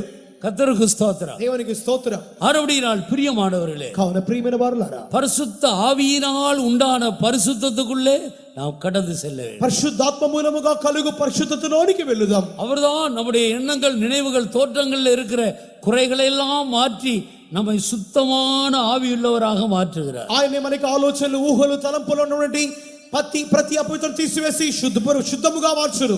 இந்த பரிசுத்தத்தின் அடிப்படையில் தான் சகல ஆசீர்வாதங்களை கர்த்தர் நமக்கு தருகிறார். ఈ పరిశుద్ధతకి ఆధారముగానే సమస్త ఆశీర్వాదములు ఇచ్చును. நீ பரிசுத்தத்துக்கு முக்கியத்துவம் கொடுத்து பாவங்களை அறிக்கையிட்டால் பாவ மன்னிப்பு, పరిశుద్ధతకు ప్రాముఖ్యతనిచ్చి పాపను ఒప్పుకోలు చేస్తే పాప క్షమాపణ, அதே நேரத்தில் பரிசுத்தத்துக்கு முக்கியத்துவம் கொடுத்து உன்னை சுத்திகரித்துக் கொண்டால் வியாதியில சுகம். పరిశుద్ధతను నీవు ప్రేమించి నీవు శుద్ధీకరించుకుంటే వ్యాధి నుండి స్వస్థత.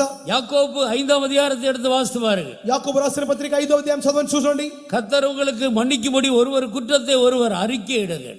మీ దేవుడు మీకు క్షమించినట్లుగా ఒకరి తప్పిదములు ఒకరితోనొకరు ఒప్పుకొనుడి. கர்த்தர் மன்னிப்பார், உன் வியாதி சுகமாகும். దేవుడు క్షమించును, మీ వ్యాధి బాగును.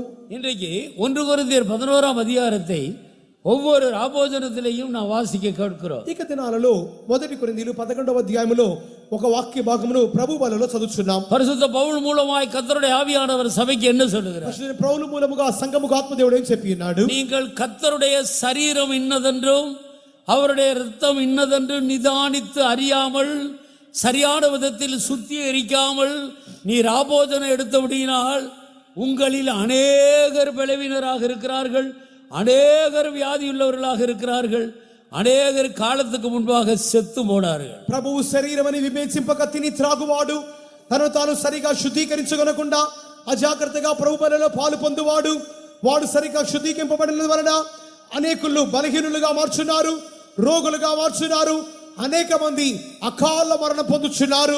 தேவனுடைய பிள்ளைகளில் அநேகர் பலவீனராய் வியாதியாய் இருக்க காரணம் என்ன?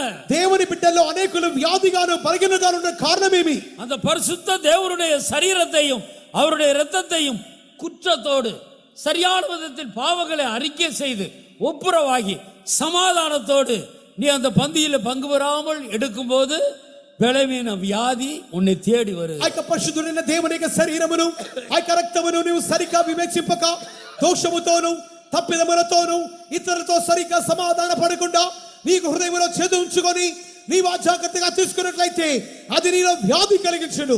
அதே நேரத்தில் நம்மை நல்ல முறையில் சுத்திகரித்துக் கொண்டு யாவரோடு சமாதானமாய் நமக்குள்ளே சுத்திகரித்துக் கொண்டு பரிசுத்தப்படுத்திக் கொண்டு நாம் பந்தியில பங்கெடுப்போமானால் బలవీన మారు, వ్యాధి నీంగుం, நம்முடைய ఆయుస్సు నాలుకలు పెరుగు. అదే సందర్భములో శరీరమును శుద్ధీకరించుకొని అందరితో సమాధానపడి దేవునికి ప్రభు బలలో ఆయన శరీరమును తిని రక్తమును త్రాగినట్లయితే వ్యాధి బాగును, బలహీనతలు తీసివేయబడును, మనకు దేవుడు దీర్ఘాయుష్షు దయచేయును.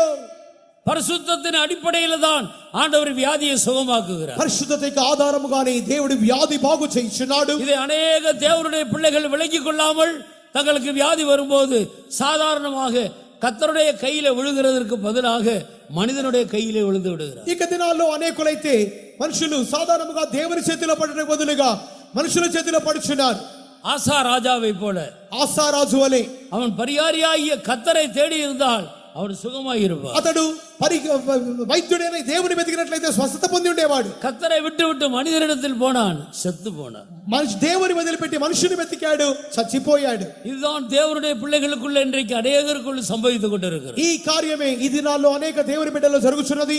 ஆனபடியால் பரிசுத்தத்துக்கு முக்கியத்துவம் கொடுப்போமா, కావున పరిశుద్ధతకు ప్రాముఖ్యతనిద్దాం. ஆழமாய் நம்மை ஆராய்ந்து பார்த்து ஆவியிலே யாதொரு அசுசி இல்லாமல் நம்மை சுத்திகரித்துக் கொள்வோம். కావున ప్రాణాత్మ దేహములో ఎటువంటి అపవిత్రత లేకుండా లోతుగా పరిశీలించుకుందాం.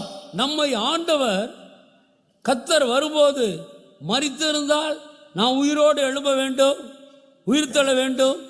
శరీరத்தில் ఉయిరోడు இருந்தால் మరురూపமாக வேண்டும். ప్రభు అయిన యేసుక్రీస్తు ప్రత్యక్షమైనప్పుడు మనం మరణించిన వారముగా ఉన్నట్లయితే మనము పునరుత్థానం కావాలి, సజీవులుగా ఉన్నట్లయితే రూపాంతరం చెందాలి. இந்த உயிர்த்தெழுதலின் அனுபவம் நமக்கு கிடைக்கிறதுக்கு கூட ஆண்டவர் பரிசுத்தத்தை தான் அடிப்படையாக வைக்கிறார். ఈ పునరుత్థాన అనుభవం మనకు దొరుకు నిమిత్తముగా దేవుడు పరిశుద్ధతనే ప్రాథమికముగా ఉంచినాడు. கர்த்தராகிய இயேசு எப்படி எழுந்தார்? ప్రభు అయిన యేసుక్రీస్తు ఏ రీతిగా లేచినాడు? அவரை மரித்தோரிலிருந்து தேவன் எப்படி எழுப்பினார்? ఆయనను మృతుల్లోని దేవుడు ఏ రీతిగా లేపి ఉన్నాడు?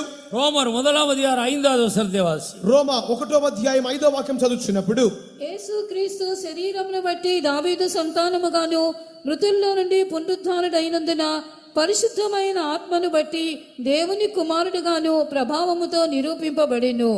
மாம்சத்தின்படி தாவீதின் சந்நிதியில் பிறந்தவரும் பரிசுத்தமுள்ள ஆவியின்படி தேவனுடைய சுதன் என்று மரித்தோரிலிருந்து உயிர்த்தெழுந்ததினாலே பலமாய் ரூபிக்கப்பட்ட தேவகுமாரனுமாய் இருக்கிறார். மரித்தோரிலிருந்து உயிர் தெழும்பி தேவகுமாரன் என்று பலமாய் ரூபிக்கப்பட்டது எப்போது? మృతుల్లో నుండి పునరుత్థానుడై దేవుని కుమారునిగా నిరూపించబడింది ఎప్పుడు? அவருக்குள்ள இருந்த பரிசுத்தம் உள்ள ஆவியின்படி. ఆయనలో ఉన్న పరిశుద్ధమైన ఆత్మను బట్టి. இயேசுவுடைய ஆவியில் பரிசுத்தத்துக்கு அந்நியமான ஒன்று இல்ல. యేసు యొక్క ఆత్మలో పరిశుద్ధతకు అన్యమైనటువంటి ఏమీ లేదు. நம்முடைய ஆவியும் கூட அப்படி மாற வேண்டும். మన ఆత్మయు ఆ రీతిగా మారాలి. கர்த்தருக்கு ஸ்தோத்திரம். దేవునికి స్తోత్రం. அப்ப உயிர்த்தெழுதல் கூட பரிசுத்தத்தின் அடிப்படையில தான் ஆண்டவர் கொடுக்கிறார். కావున పునరుత్థానం కూడా పరిశుద్ధతకి ఆధారంగానే ఇచ్చుచున్నాడు. நாம் மறுரூபமாக வேண்டுமானாலும் பரிசுத்தத்தின் அடிப்படையில தான் மறுரூபம். మనము రూపాంతరపడాలి అన్నట్లయితే పరిశుద్ధతకి ఆధారముగానే రూపాంతరపడాలి. வேதம் முழுவதும் நமக்கு போதிக்கிறது பரிசுத்தம் பரிசுத்தம் பரிசுத்தம் பரிசுத்தம். పరిశుద్ధ గ్రంథమంతయు మనకు బోధించున్నది పరిశుద్ధత పరిశుద్ధత పరిశుద్ధత. பதவி நமக்கு முக்கியம் அல்ல, పదవి ముఖ్యం కాదు, பரிசுத்தம் தான் முக்கியம். పరిశుద్ధత ముఖ్యం. கர்த்தருக்கு ஸ்தோத்திரம். దేవునికి స్తోత్రం. இதை விசுவாசிக்கிறவர்கள் நம்முடைய முழங்கால்களை முடக்கி கர்த்தருடைய கரத்தில் நம்ம ஒப்பு கொடுப்போம். దీన్ని నమ్ముచున్న వారు విశ్వాసముతో ఉన్నవారు కన్నులు మూసుకొని మోకరించుదాం. இன்று முதல் இந்த நேரம் முதல் இரவும் பகலும் பரிசுத்தமே நம்முடைய மையமாக வைத்துக் கொள்வோம். ఈ దినం మొదలుకొని ఈ క్షణం మొదలుకొని పరిశుద్ధతయే మనకి కేంద్ర స్థానముగా ఉంచుకుందాం. அதுதான் கற்பனையின் பொருள். అదే ఆజ్ఞ యొక్క ప్రధాన సారాంశం. கர்த்தருக்கு ஸ்தோத்திரம். దేవునికి స్తోత్రం. பரிசுத்தம் పరిశుద్ధత. பரிசுத்தம் பரிசுத்தம் என்று சொல்லிக்கொண்டே நம்முடைய முழங்கால்களை முடக்கி கண்களை மூடுவார். పరిశుద్ధత పరిశుద్ధత అని చెప్పుకుంటూనే కన్నులు మూసుకొని మోకరిద్దామా? தூதர்கள் சேனைகளின் தேவனாகிய கர்த்தர் பரிசுத்தர் பரிசுத்தர் பரிசுத்தர் என்று சிருஷ்டிக்கப்பட்ட நாள் முதல் இதுவரை சொல்லிக்கொண்டே இருக்கிறார்கள். దేవుని దూతలు వారు తాము సృష్టించబడిన మొదలుకొని సైన్యములకు అధిపతికి యెహోవాను పరిశుద్ధుడు పరిశుద్ధుడు పరిశుద్ధుడు చెప్పుచునే ఉన్నారు. இன்னும் அவருடைய பரிசுத்தத்தின் மகத்துவத்தை சொல்லி முடியவில்லை. ఇంకను ఆయన యొక్క పరిశుద్ధత మహనీయతను వారు చెప్పి ముగించలేదు. அப்படியானால் ஆண்டவருடைய பரிசுத்தம் எவ்வளவு பெரியது! ఆ విధముగా ఉన్నట్లయితే దేవుని పరిశుద్ధత ఎంత గొప్పది! அந்த தூதர்கள் இதையே சொல்லிக் கொண்டிருக்கிறார்களே, அவர்களுக்கு சலிப்பே இல்லை. వారు ఈ మాటను ఎన్నో దినాలుగా చెప్పుచున్నారే, వారికి విరక్తి లేదా? ஏனென்றால் அவருடைய பரிசுத்தம் அவ்வளவு மகத்துவம் உள்ளது. ఎందుకనగా ఆయన పరిశుద్ధత అంత మహనీయమైనది. இன்னும் அது சொல்லி முடியாத அளவுக்கு அது விசேஷமா இருக்கு. ఇంకను చెప్పి ముగించలేని విశేషమైనది. அந்த பரிசுத்தரோடு நாம் போய் சேர போகிறோம். ఆ పరిశుద్ధితో మనం జత చేయబడబోతున్నాం. கர்த்தருக்கு ஸ்தோத்திரம். దేవునికి స్తోత్రం. இந்த பரிசுத்தத்தின் உச்ச கட்டத்தை நான் 1 கொரிந்தியர் 6ஆம் அதிகாரத்தில் வாசிக்கும் பொழுது ఈ పరిశుద్ధత యొక్క ఉచ్చకట్టమును తారాస్థాయిని 1 కొరింథీయులు 6వ అధ్యాయం చదువుచున్నప్పుడు வேசியோடு இசைந்திருக்கிறவன் அவளோடு ஒரே சரீரமா இருக்கிறது போல இயேசுவோடு இசைந்திருக்கிறவன் அவரோடு ஒரே ஆவியாக இருக்கு. వేశ్యతో కలిసిన వాడు ఆ దానితో ఏక శరీరమైనట్లుగా దేవునితో కలిసిన వాడు ఆయనందు ఏక ఆత్మగా కనపడుచున్నాడు. அப்ப இயேசுவுடைய ஆவியும் இந்த மனிதனுடைய ஆவியும் ரெண்டு ஒன்றாய் கலந்து விட்டது. కావున ఈ యొక్క మనకి ఆత్మయు యేసు యొక్క ఆత్మయు ఏకముగా కలుసుకొనుచున్నది. இனி அவனை ஆண்டவரிடத்திலிருந்து பிரிக்க முடியாது. ఇక మీదట దేవుని ఎదుట నుండి ఆయనను వేరు చేయలేరు. இரண்டு இரும்பை வெல்டு பண்ணுங்க, வெல்டை கரைக்கும் போது தனியாயிடும். போல்ட் போடுங்க, போல்ட்டை கலட்டினால் தனியாயிடும்.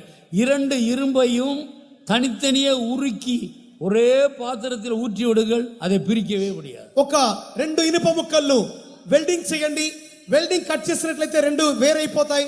రెండింటిని బోల్ట్ వేసి అతికించండి, బోల్ట్ విప్పినట్లయితే రెండు వేరైపోతాయి. కానీ ఆ యొక్క రెండు ఇనుప ముక్కలను ఏకముగా ఒకే అగ్నిలో వేయండి, అవి రెండు ఏకముగా మారిపోవును. அந்த அளவுக்கு நாம் இயேசுவோடு ஆவியிலே ஒன்றாய் இணைக்கப்பட வேண்டும். అంతగా మనము యేసుతో ఆత్మలో ఏకం చేయబడాలి.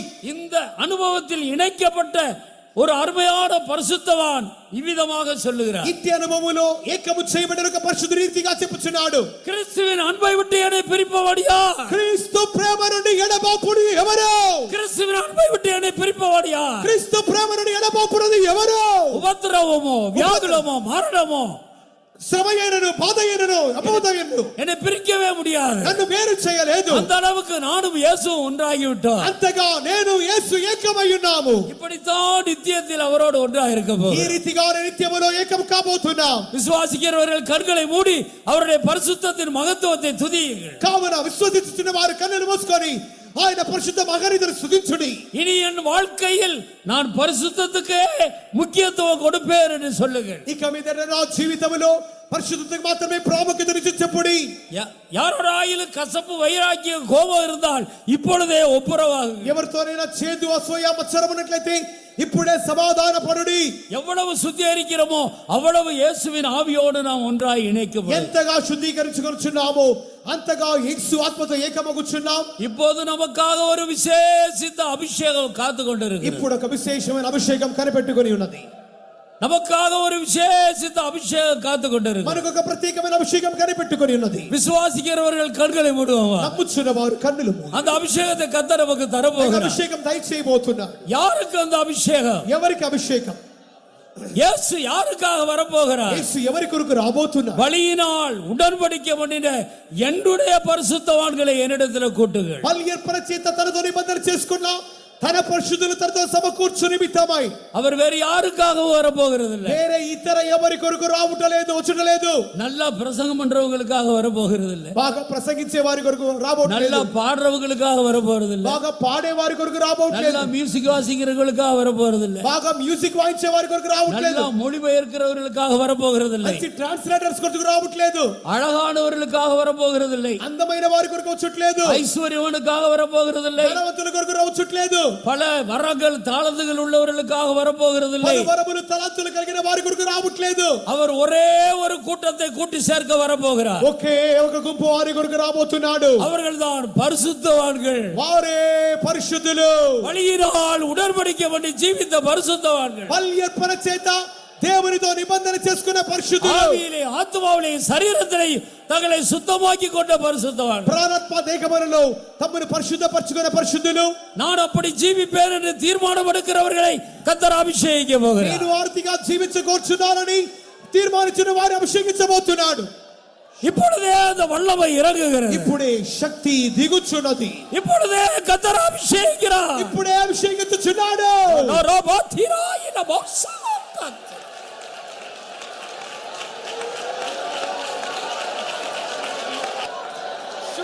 அருமையான தேவனுடைய ஜனமே, ప్రియమైన దేవుని జనమా,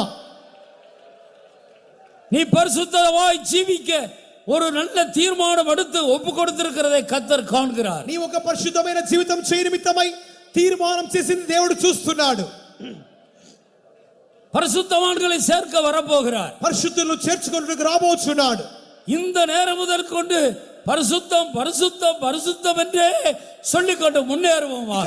ఇక మీదట పరిశుద్ధత పరిశుద్ధత అని చెప్పుకొనుచు ముందుకు సాగుము. நாமும் நம்முடைய பிள்ளைகளும் பரிசுத்தத்துக்கே முக்கியத்துவம் கொடுப்போம். మనమును మన బిడ్డలను పరిశుద్ధతకే ప్రాముఖ్యతనిచ్చుదాం.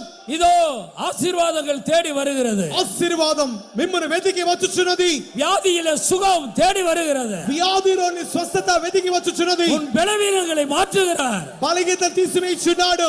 உன் குடும்பத்தில் உள்ள தரித்திரம் மாறுகிறது. కుటుంబంలోని దరిద్రత తీసివేయుచున్నది.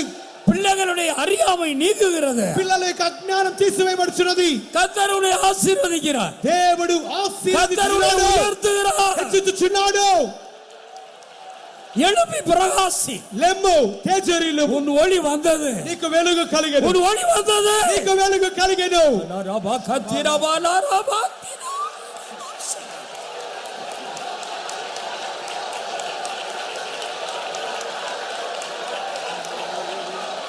నన్ను కరుణించు తండ్రి, కొరతలు క్షమించుము, నిందరహితునిగా నన్ను మార్చుము దేవా.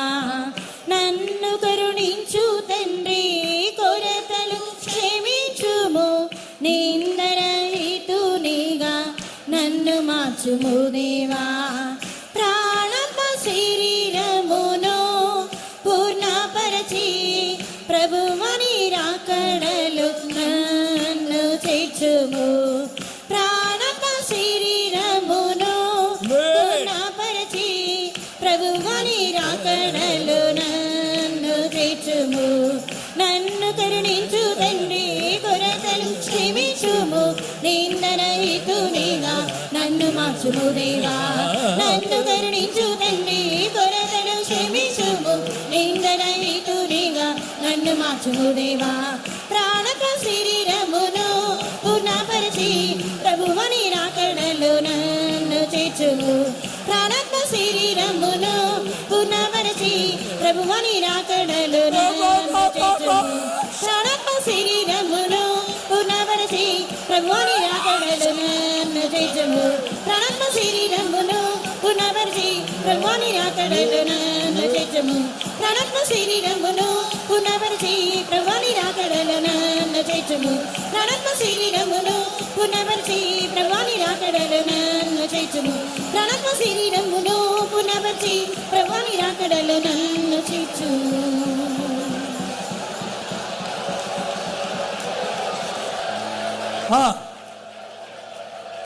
அருமையானவர்களே, கர்த்தர் நம்மை பார்த்து இப்படி சொல்லுகிறார். ప్రియమైన వారలారా, దేవుడు మనల్ని చూచి ఈ రీతిగా చెప్పుచున్నాడు, நான் இன்று முதல் உங்களை ஆசீர்வதிப்பேன். ఇది మొదలుకొని నిన్ను ఆశీర్వదించుదును. நீ பரிசுத்தத்துக்கு முக்கியத்துவம் கொடுத்த இன்று முதல் நான் உன்னை ஆசீர்வதிக்கவே ஆசீர்வதிப்பேன். పరిశుద్ధతకు ప్రాముఖ్యతనిచ్చినటువంటి నిన్ను ఇది మొదలుకొని ఆశీర్వదించుదును. என் ஜனங்கள் ஒருபோது வெட்கப்பட்டு போகிறதில்லை. నా జనులు ఎన్నడూ సిగ్గునందును. நீ என்னால் மறக்கப்படுவதில்லை. నీవు మరువబడవు.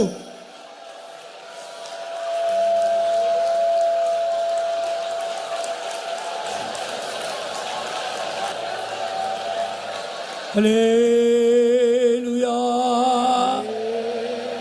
கர்த்தர் நம்முடைய 3ஆம் நாள் கூட்டத்தை பொறுப்படுத்தி நடத்தும்படியால் ஸ்தோத்திரிப்போம். మూడవ దిన యొక్క కూటమును దేవుడు ఆశీర్వాదకరంగా మార్చుటకై స్తోత్రించెదము.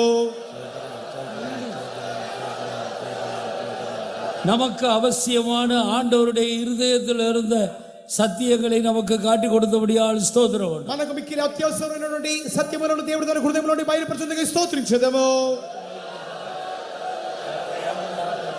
நமக்கு தேவையானது பரிசுத்தம் என்ற ஒன்றுதான் என்பதை நான் விளங்கிக் கொள்ளும்படி மனதை பிரகாசித்தபடியால் ஸ்தோத்திரம். మనకు మిక్కిలి కావాల్సిన ఒకే ఒక కార్యము పరిశుద్ధత అనేటువంటి కార్యమును దేవుడు బయలుపరిచి మనోనేత్రములు దేవుడు తెరిచేందుకై స్తోత్రించెదము. ஸ்தோத்திரம், ஸ்தோத்திரம், ஸ்தோத்திரம். பரிசுத்தத்தின் அடிப்படையில் தான் சகல ஆசீர்வாதங்களையும் நமக்கு தருகிறார் என்பதை விளங்கிக் கொள்ள உதவி செய்தபடியால் ஸ்தோத்திரம். పరిశుద్ధతను ఆధారం చేసుకొని దేవుడు సమస్త ఆశీర్వాదం దయచేస్తున్నాడని కార్యమును దేవుడు బయలుపరిచేందుకై స్తోత్రించెదము. ஸ்தோத்திரம், ஸ்தோத்திரம், ஸ்தோத்திரம், ஸ்தோத்திரம், ஸ்தோத்திரம். பரிசுத்தமாக்கப்பட்ட ஜனத்தை வெகு சீக்கிரத்திலே தன்னிடத்தில் ஆண்டவர் சேர்த்துக் கொள்ள போகிறபடியாலும் அன்றைக்கு அந்த கூட்டத்தில் நாமும் ஒருவராக இருக்க போகிறபடியால் ஸ்தோத்திரம். పరిశుద్ధపరచబడిన ఒక గొప్ప జనాంగమును దేవుడు అతి త్వరలో తన ఎదుగు సమకూర్చుకొనబోచున్నాడనియు ఆ యొక్క సమకూర్చబడబోయే గుంపులో మనమును ఒకరిగా కనబడబోచున్నాం కావున స్తోత్రించుదాము. ஸ்தோத்திரம், ஸ்தோத்திரம், ஸ்தோத்திரம், ஸ்தோத்திரம். இன்னும் உள்ள கூட்டங்களை இன்னும் விசேஷமாக ஆசீர்வதித்து தரும்படியாய் ஸ்தோத்திரம். ఇంకా మిగిలిన కూటములను దేవుడు మిక్కిలి ప్రత్యేకంగా ఆశీర్వదించునుగా స్తోత్రించుదాము. இந்த కన్వెన్షனின் முடிவு மகா பெரிய மகிமையாய் முடியும்படியாய் ஸ்தோத்திரம். ఈ కన్వెన్షన్ యొక్క ముగింపు మిక్కిలి మహిమకరముగా ముగించబడినట్లుగా స్తోత్రించుదాము. அநேகருடைய வியாதி சுகமாக்கப்பட்டபடியால் ஸ்தோத்திரம். అనేకుల వ్యాధులు బాగైనందుకై స్తోత్రించుదాము. அநேகருடைய பிரச்சனைகளை மாற்றினபடியால் ஸ்தோத்திரம். అనేకుల సమస్యలు తీర్చబడినందుకై స్తోత్రించుదాము. வருகையின் நம்பிக்கையினாலே நம்மை நிரப்பி இருக்கிறபடியால் ஸ்தோத்திரம். రాక నిరీక్షతో దేవుడి నింపేందుకై స్తోత్రించుదాము. எல்லா துதி கன மகிமை எல்லாம் பிதா குமாரன் பரிசுத்த ஆவியானவருக்கே கொடுத்து ஸ்தோத்திரம். స్తుతి ఘనత మహిమ పరిశుద్ధాత్మ దేవునికి చెల్లించి స్తోత్రించుదాము. ஸ்தோத்திரம், ஸ்தோத்திரம், ஸ்தோத்திரம், ஸ்தோத்திரம், ஸ்தோத்திரம், ஸ்தோத்திரம். ஹல்லேலூயா. ஜெயம். మహాపరిశుద్ధమైన దేవా, నీ పరిశుద్ధ పాదములకు కోటాను కోటి స్తోత్రాలు చెల్లించుకున్నాం ప్రభా. ఈ సంవత్సరం కూడా మమ్మల్ని ప్రేమించి నాయన మాకు ఇచ్చిన కన్విషన్కై స్తోత్రం. మీరు మా మధ్యకి దిగొచ్చినందుకై స్తోత్రం. కన్విషన్ 3వ కోటాను కూడా ఆశ్రయించినందుకై స్తోత్రం. దయగల ప్రభువా, 2వ దినాలు కూడా నీ యొక్క వాక్యం ద్వారాగా జనంతో మాట్లాడుతున్నందుకు నీకు స్తోత్రం. నశించడా నీకు ఇష్టం లేదు. అందువలనే ప్రభావం నశించే మనుషుడిని, పడిపోయిన మనుషుడిని, పాపంలో నశించిపోయేవాడిని రక్షించడానికి ఈ యొక్క స్వార్థ కూటంలో నాయన మీరు జరిగించడానికై స్తోత్రం. జనులు తీసుకొచ్చి నీ వాక్కును వినటకు సహాయం చేసినందుకై స్తోత్రం. అనేకమైన భారణతో, చింతనతో, వ్యాధులతో, పాప కట్టడితో బంధింపబడి నీ సన్నిధికి వచ్చిన ప్రతి బిడ్డతో మీరు మాట్లాడినందుకు మీకు స్తోత్రం. యేసయ్యా, పాపం అనే అయ్యా వ్యాధులతో కట్టబడినారయ్యా. పరిశుద్ధుడైన దేవ, మీరు పరిశుద్ధుడు కనుక మీరు నా పరిశుద్ధులై ఉండడు అని చెప్తున్నా ప్రభు. అవును, మీరు పరిశుద్ధుడు కనుక మేమును పరిశుద్ధంగా జీవించి పరిశుద్ధ దేవుని తో మేము ఉండటకు మమ్మల్ని పిలిచినావయ్యా. గొప్ప తండ్రి, మీకు స్తోత్రం. మీరు పరిశుద్ధుడు కనుక ఆ పరిశుద్ధతలో నీ ఏమీ చేయవనను నీ యొక్క వాక్యం ద్వారా నీ యొక్క నాయన మనసులో ఉన్న యేసయ్యా నీకు సత్యమును బయటపరిచినందుకే స్తోత్రం. వీరితో మాత్రం కాదు, దాని ప్రకారంగా జీవించడకు సహాయం చేయండి. ఎవడు నా మాట విని వణుకుతున్నాడో వాడిని నేను దూషించుతున్నానని చెప్పిన ప్రభువా, అవును మీరు చూస్తున్నారు. నీ వాక్కును విని భయముతో భక్తితో పాపను ఒప్పగాని క్షమాపణ పొంది పరిశుద్ధులుగా మారి పరిశుద్ధ జీవితం చేసి పరిశుద్ధత వలన వచ్చుతున్న ఐశ్వర్యవంతులుగా మార్చబడి పరలోక రాజ్యంలో నిత్యం నీతో కనబడవలని కోరుచున్న ప్రభువా. యేసయ్యా, మనుషుడు జారి పడిన గొప్ప తండ్రి, నాయన పాపను మునిగిపోయినప్పుడు మీరు లేవనెత్తావు. పరిశుద్ధులుగా మార్చి పరిశుద్ధులతో పరిశుద్ధుల సంఘంలో పరిశుద్ధ జీవితం చేయటకు నాయన అంతగడ్డబట్టుకు సహాయం చేయమయ్యా. ఆశీర్వాదించు. దాని ఇంకా ప్రభుత్వం అనుభవం లేకుండా వారందరూ కూడా పాప క్షమాపణ పొంది పరిశుద్ధాత్మ పొంది నాయన పరిశుద్ధ జీవితం చేసి పరిశుద్ధ రాకడకు సిద్ధపడకు సహాయం చేయం. అనేక భక్తులు నాయన ఆ రకమాలు దేవుని వాక్యాన్ని భయపడినప్పుడు ఐశ్వర్యవంతులుగా చేసిన మహా గొప్ప దేవుడా, యేసయ్యా, సాతాను చేతి నుండి చీకటిలో నుండి పాపలో నుండి జన్మ విడిపించము.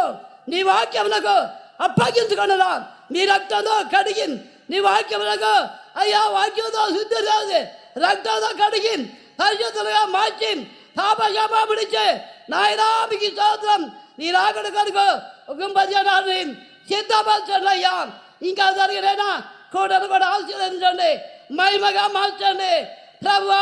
దేశంలో జనులందరూ కూడా రక్షించండి, ఎవరు కూడా నశించకూడదు. కనిగరగల దేవుడు, జాడుగల దేవుడు, అద్భుతాలు చేయ దేవుడుగా, వ్యాధిని స్వస్థపరిచే దేవుడుగా, పాపల శక్తులన్నీ కూడా లయపరిచే దేవుడుగా మా మధ్యకి దిగమర్చినందుకు స్తోత్రం. 3 దినాలు కూడాను ఆశీర్వాదగా మార్చినందుకు స్తోత్రం. ఇంకా 4వ దినం కూడా ఆశీర్వాదగా మీరు మార్చండి. నీ నామాన్ని మాయింపచ్చుకో. ఓ కుంభజనాన్ని యేసయ్యా మీతో నిబంధన చేసిన వారిని ప్రభా చేర్చుకుంటకు రాబోతున్నావు కనుక ఆ జీవం గల వాకకి సత్యంగా అప్పగించుకున్న ప్రాణాత్మల దేవుడు పరిశుద్ధపరిచి మహిమ గల రాకడికి సిద్ధపరచమని యేసయ్య నామములో வேண்டுகொண்டனாம் சாமி. ஆமென். நம்முடைய கர்த்தராகிய இயேசு கிறிஸ்துவின் கிருபையும் பிதாவாகிய தேவனுடைய அன்பும் பரிசுத்த ஆவியானவருடைய ஐக்கியமும் பாதுகாப்பும் நம்முடைய அனைவரோடும் விசேஷமாக தேவ சமூகத்தில் வந்த தெய்வீக ஆசீர்வாதங்கள் பெற்ற எல்லா தேவ ஜனங்களோடும் கூட இன்று முதல் கொண்டு என்றென்றைக்கும் இருப்பதாக. முன்னலேலிய சத்தமாக சொல்லுங்கள்.